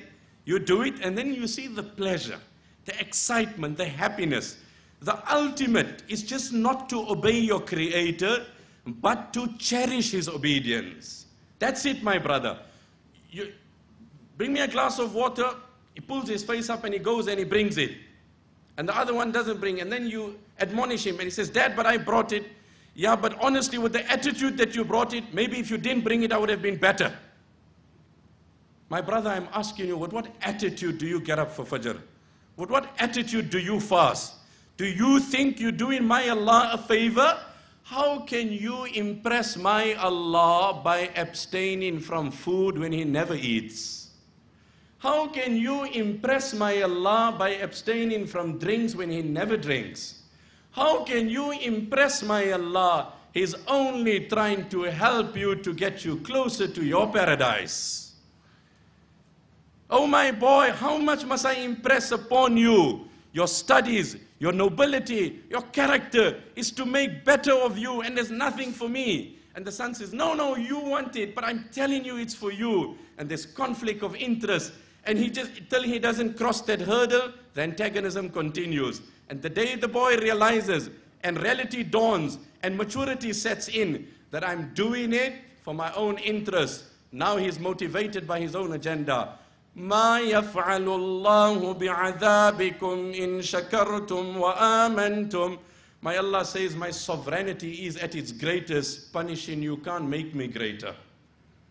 Punishing you can't make me greater. But if you choose to be stubborn, and if you choose to be obstinate, then even the Prophet said, فَكَيْفَ أَسَى عَلَىٰ قَوْمٍ كَافِرِينَ. How do I lament the fate of a nation who chooses to deny? You tell him, listen, he says no. You tell him, listen, no. Then there's consequences. Now you want me to cry. How do I cry when he chose to disobey? You tell the boy, don't run, you're going to get hurt. No, I'm okay. My baby, you're going to get, no, I'm okay. And when he gets hurt, what is it? Good. You learned. That's what you're going to say. So he said, I am crying, not because I'm going to be burnt, but I'm crying that I'm feeling so close to my Allah, and I honestly wish I had multiple lives. I could lay them down one after the other, but I feel sad that I don't have more. And I can relate with this. Sometimes for your partner, you're having a good moment, and you're flying overseas, and she says, buy me this. And you say, that's fine. And then, how much is it? It's $1,000. Oh, leave it. My darling, my beloved, wallahi, even if it's £1,000, without twitching my eye, without frowning for you, I will do it. And trust me, if it was £10,000, if I had it, I would put it down. It's not the money, it's just to make you happy. We have these moments in our relation. The pious had it with their Allah. My Allah, I only have one life. Had this man asked more, and you favored me with multiple, I wouldn't have winked my eye, I would have laid them one after the other. I would have laid them. We haven't been introduced to this. Sayyidina Ali radiallahu anhu, Abdul Salam ibn Shaddad says, I heard from Ghazwan ibn Jarir, who says, I heard from my father, and he says, one day we were sitting with Ali radiallahu anhu, and then the topic of immorality started. The nafs, the ego, the carnal desires. So Ali radiallahu anhu said, أَلَا أُخْبِرُكُمْ بِأَعْظَمِ الزِّنَا عِنْدَ اللَّهِ. Should I not tell you of the most worst form, the most despicable, the most deplorable, the most detestable sin in zina? So we said, but Ali, would it not be correct to say every form of zina is deplorable? He said, yes, but one is worse than the other. Now before I tell you this here, I must share with you how the devil misleads everyone.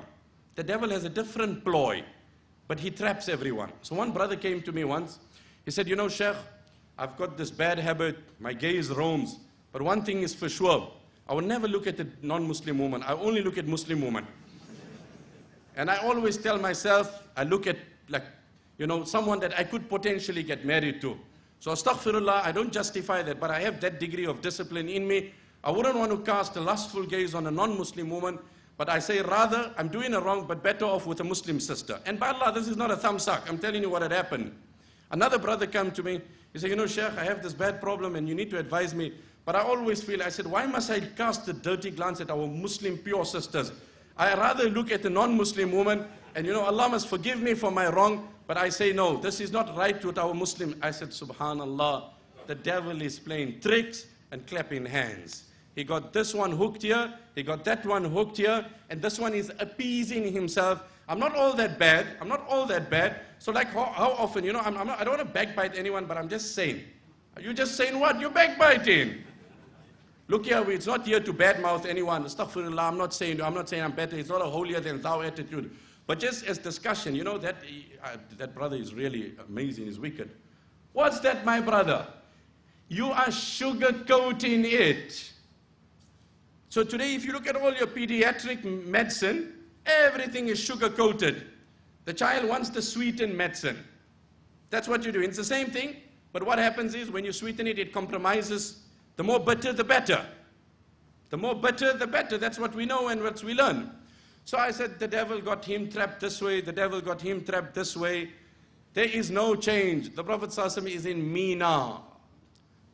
Fadl ibn Abbas, his cousin, the brother of Abdullah ibn Abbas, is mounted on.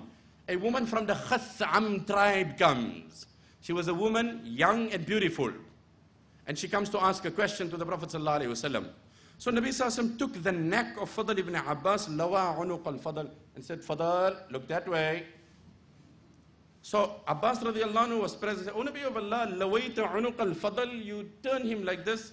My Habib sallallahu alayhi wasallam said, رأيت شابا وشابة فلم آمن عليهم الشيطان. I seen a young man and a young woman common at one venue. I did not consider them immune from the devilish influence. I'm saying Allah's Nabi is present. It's Hajjatul Wada. It is the combination of nobility to perfection. There couldn't be a better venue, a better person, a better thing. And today the slogan is, our hearts are clean. Our hearts are clean. I don't have evil intentions. My brother, you can sit by fire and maybe not get burned, but you'll feel the heat. You will feel the heat. And one day you'll be burnt. Anyway, Sayyidina Ali radiallahu anhu said, إِنَّ أَعْظَمَ الزِّنَا عِنْدَ اللَّهِ أَن يَزْنِ الرَّجُلِ بِزَوْجَةِ الرَّجُلِ الْمُسْلِمِ.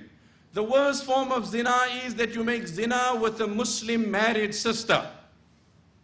He said that's the worst form of zina. Why? You're supposed to be a guardian to her protection. You're supposed to be protecting and safeguarding her. You've violated the boundaries of protection. You've showed no regard to that, and on the reverse, you've perpetrated the offense. And then the Prophet, and then Sayyidina Ali radiallahu anhu said, إِنَّ النَّاسَ يُرْسَلُ عَلَيْهِمْ يَوْمَ الْقِيَامَةِ رِيحٌ. On the day of Qiyamah, this foul smell will be unleashed on the occupants of hell. Allah save us. And it would be so unpleasant that it would become unbearable. They will block their nose. Suddenly a person will call out and say to them, هَلْ تَدْرُونَ مَا هَذِهِ الرِّيحَ الَّتِي آذَتْكُمْ. Do you people know where this foul smell is coming from? They will say, no, we don't know. إِلَّا أَنَّهَا قَدْ بَلَغَتْ مِنَّا كُلَّ مَبْلَغ. But it has really hurt us and we cannot bear it any longer. Then Sayyidina Ali radiallahu anhu said, it would be said to them, أَلَا إِنَّهَا رِيحُ فُرُوجِ الزُّنَاتِ الَّذِينَ لَقُوا اللَّهَ بِزِنَاهُمْ وَلَمْ يَتُوبُوا مِنْهُ. This is the foul smell from the private organs of the males and the females who indulged in zina, and this is causing this discomfort that every dweller of hell will hate them because of this pain. 2 incidents inshallah and some concluding advices. Ibn Jawzi rahmatullah alayhi makes mention of a man. He was walking, one about a pious woman and one about a pious man. We are living in an atmosphere of sin and vice, immorality. How do we address the issue? How do we move on forward practically? Anyway, this man is walking and suddenly his gaze falls on a woman. He's drawn towards her like a magnet. I don't think you have to explain that. It happens more than often. He couldn't contain himself, so he decided to put pen to paper. And when a man wants to praise a woman, your wife will tell you what you said to her. On the reverse, one of my scholars used to say, when does a woman praise her husband? 2 times. One is before she's married to him. You know who I'm getting married to? You know who I'm getting married to? He's the dean of the faculty at that tertiary institution. You know that prominent scholar? I'm getting married to him. She praises him before she gets married. And the next time she praises him, when his funeral leaves the house. Your father was a great man. dad was a great man. Your dad. My sisters say it to him when he's alive. Don't spare the praise. We have become a nation, it takes the death of people for us to acknowledge them.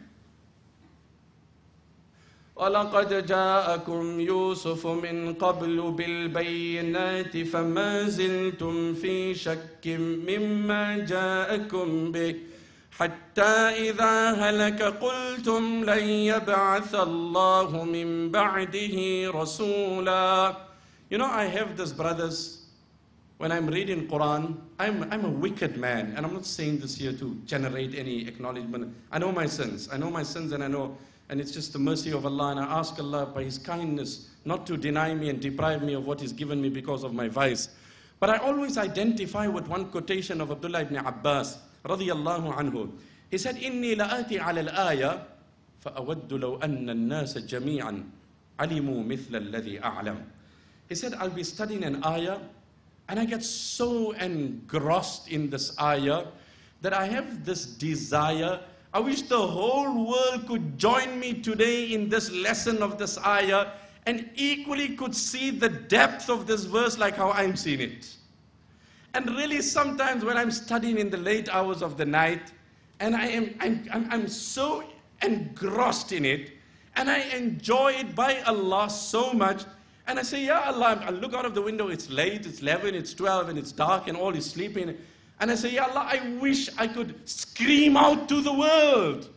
I wish I could scream out to the world what you have said in this ayah.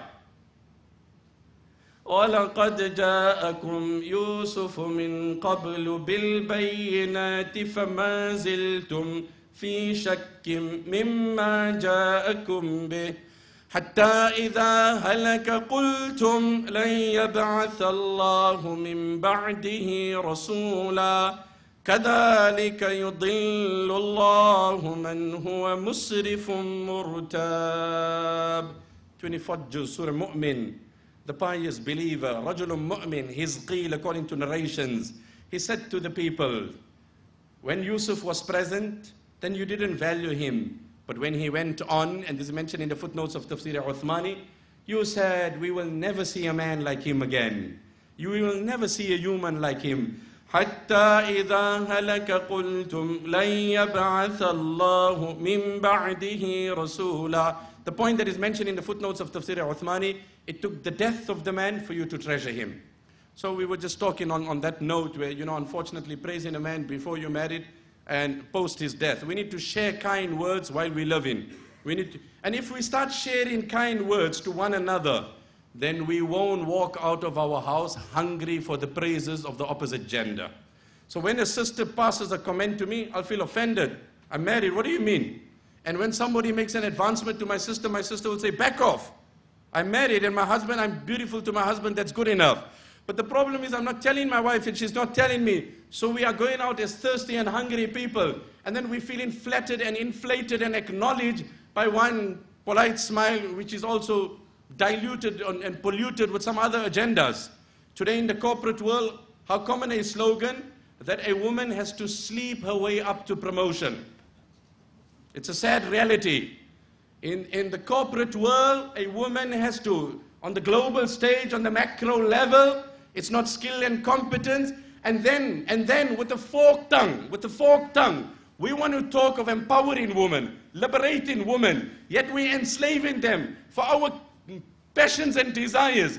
And we're subjecting them to promotion on these grounds. We differentiate in monetary returns. And with a forked tongue, we want to chant the slogans of liberating and empowering women. Oh my Lord, what a sick society have we entered into, my Allah. Open our eyes, oh my Allah, that we see the truth as correct and the sin as incorrect. So anyway, he's seen this woman, and long story short, he decided to put pen to paper. And he dropped her note. Today you'll drop her an SMS. What did he say? قَدْ كُنْتُ أَحْسِبُ أَنَّ الشَّمْسَ وَاحِدَةٌ وَالْبَدْرَ فِي مَنْظَرٍ بِالْحُسْنِ مَوْصُوفُ حَتَّى رَأَيْتُكِ فِي أَثْوَابٍ ثَاكِلَةٍ سُودٍ وَصُدْغُكِ فَوْقَ الْخَدِّ مَعْتُوفُ فرحت والقلب مني هائم دنف والكبد حرى ودمع العين مذروف رد الجواب ففيه الشكر واغتنمي وصل المحب الذي بالحب مشغوف. I don't want to elaborate, time is up now and much has been said. Long story short, he says, all my life I believed there was only one sun and one moon till I seen you. All my life I believed there was only one sun that rises and one moon till my gaze fell on you and I find that you simultaneously embody the sun and the moon. Wow. Wow. A man, when he wants to thrill. حتى رأيتك, until I seen you. في أثواب ثاكلة, clad in your beautiful choice of clothes.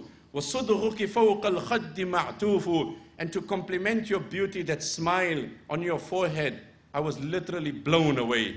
فرحت, I moved on. والقلب مني هائم, but my heart stayed behind.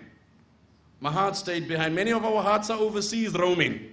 They never got back from that business trip to China. I'm going for business. What business? Not your business. Okay. I'm going for business. What? Not your business. All right. Okay, brother. My brother, wallahi al-azim, wallahi al-azim, wallahi al-azim. If you went and you made zina, and you made 5 containers, and you made $500,000, nay, add more zeros and make it millions, that wealth is bereft of goodness, it's devoid of barakat, because all that money caused one zina in your life. Caused one zina in your life. Love hand to mouth and meet your Creator with a pure life.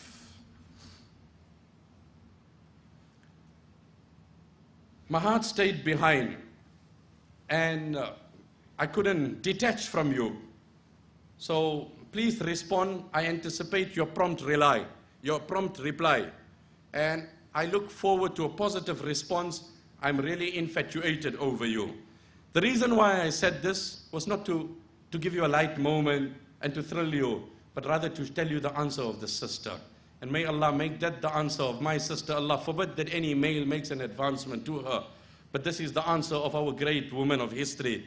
She said, إن كنت ذا حسب زاك وذا نسب إن الشريف بغض الطرف معروف إن الزناة أناس لا خلاق لهم إن الزناة أناس لا خلاق لهم فاعلم بأنك يوم الدين موقوف واقطع رجاك لحاك الله من رجل فإن قلبي عن الفحشاء مسروف. She said, oh brother, your apparent appearance suggests piety. Your appearance suggests piety. And in harmony with your appearance, the right thing would have been that your gaze is low. إِنَّ الشَّرِيفَ بِغَضِّ الطَّرْفِ مَعْرُوفُ. You should know better. I could give you the moment, spare you the time, and we could indulge. But those who commit zina are bereft of all goodness and happiness, and they never see bliss and joy in their family or their children. وَعْلَمْ وَاقْطَعْ رَجَاكَ. Terminate your false fantasies. Abandon your false hopes. Oh my Allah, let these hopes die today. Say Ameen. Oh my Allah, let these false aspirations dwindle and never reoccur, my Allah. Oh my Allah, what wrong have I done? And yes, I have done, my Allah, too much wrong, because of which I have become a vessel of carrying filth in my heart, my Allah. Oh my Allah, clean this heart, purify this heart, so that your countenance can descend in this heart, so that your nur can empower this heart, my Allah. So with my eye, I see your greatness. With my ear, I hear your greatness. With my tongue, I glorify your greatness, O my Allah. وَاقْطَعْ رَجَاكَ لَحَاكَ اللَّهُ مِنْ رَجُلٍ فَإِنَّ قَلْبِي عَنِ الْفَحْشَاءِ مَصْرُوفُ. My heart is averted from sin. It hit him, and he says, a young girl, she's more conscious of Allah than you. And he felt embarrassed. He gave up a life of sin. He then obeyed Allah, and he was making tawaf one day, clad in a simple garb. And here the sister is making tawaf, and she sees him. I often tell people, people say, I'm suffering from Alzheimer's, and I'm forgetting things very quickly. But today, people have selective Alzheimer's also. You owe me money, I forgot completely. Assalamu alaikum. Who are you greeting? She was with me in school 30 years ago. What a memory, my brother. What a memory. But you said now, last week we struck a deal and you forgot you owed me money a week ago. My word, this girl has matured and she's a mother of two, and you were together in grade 3 and your eye made a spot-on recognition. I call it selective Alzheimer's. Who are we thrilling? Who are we thrilling? What a memory. 30 years ago, we were in kindergarten together, and yes, spot on. How's life? You married? Oh, that's nice. That's your little one. That's so sweet. MashaAllah. Who you got married? Oh, you got married to him. Good, good, good. I always think of you.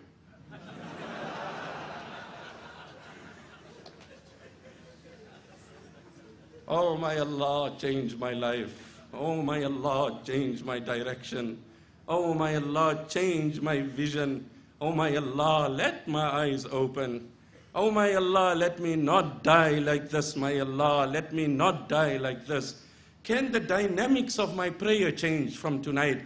80% of my dua is he owes me and I owe him, and I want this and I want that. And in the tail end, there's a bit of spiritual needs that are just blended in, and the dua is wrapped up. Can I start off with my spiritual needs, make that the focus and the be-all, and in the end, just bring in whatever material needs I have.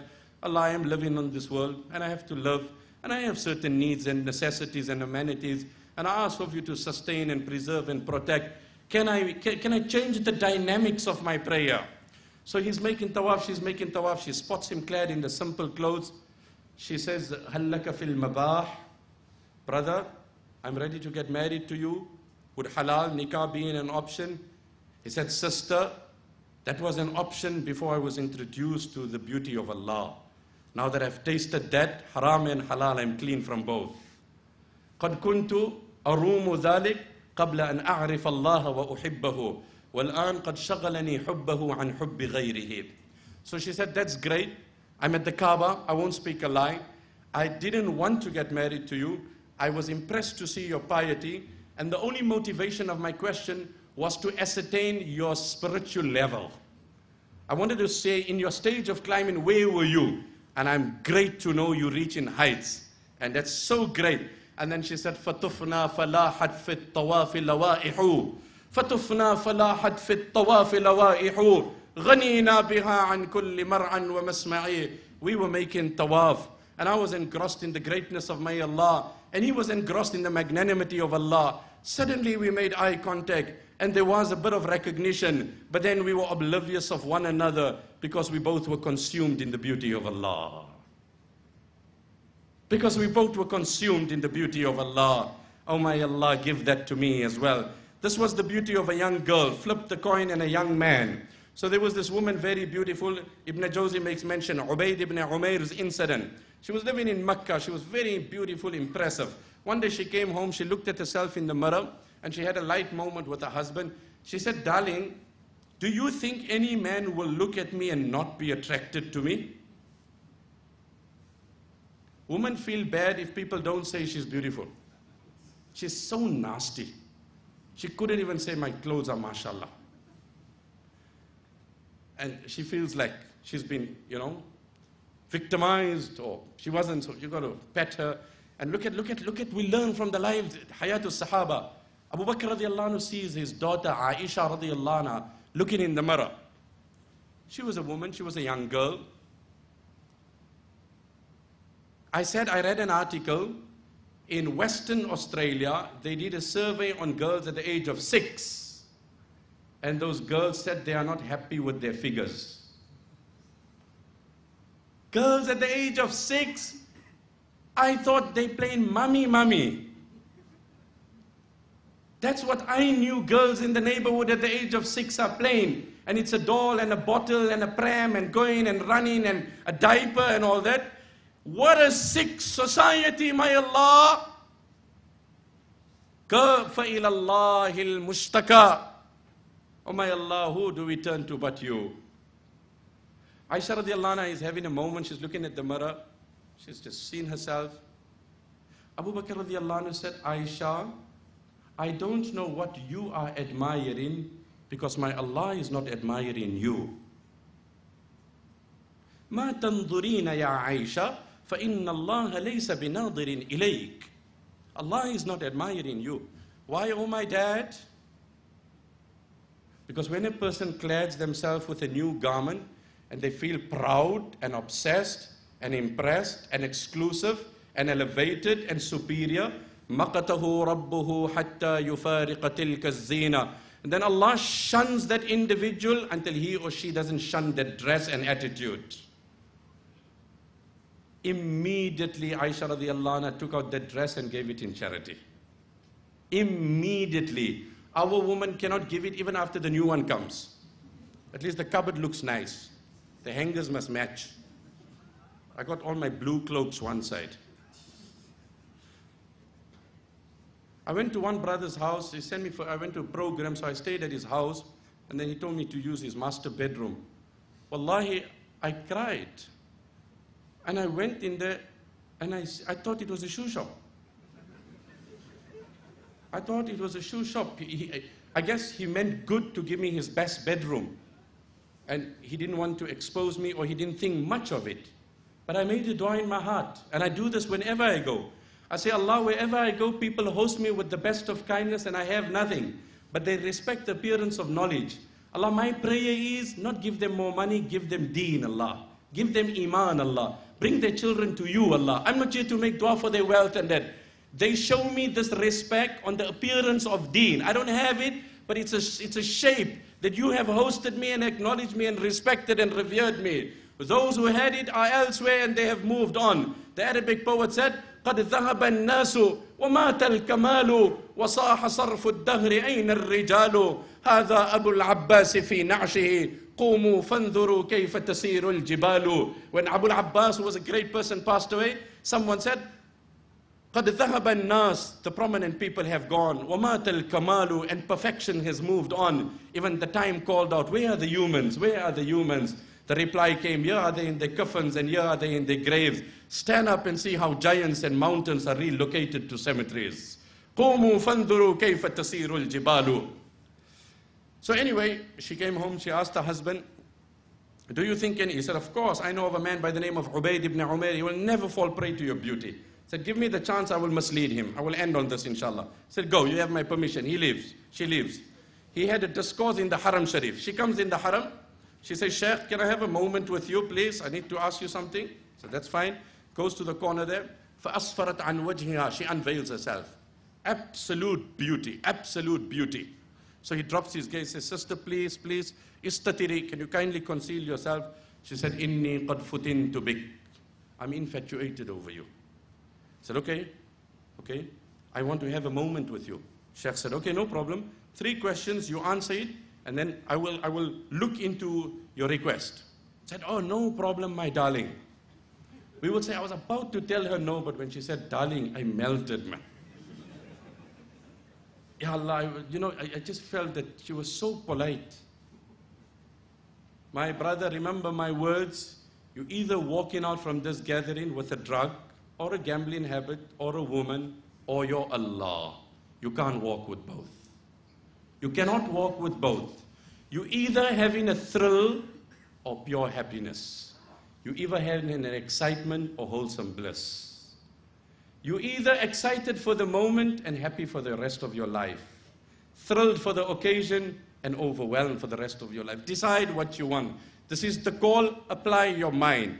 You tell your son, these are the perks and the luxuries you enjoy. I need performance from you in academics and Islamic studies.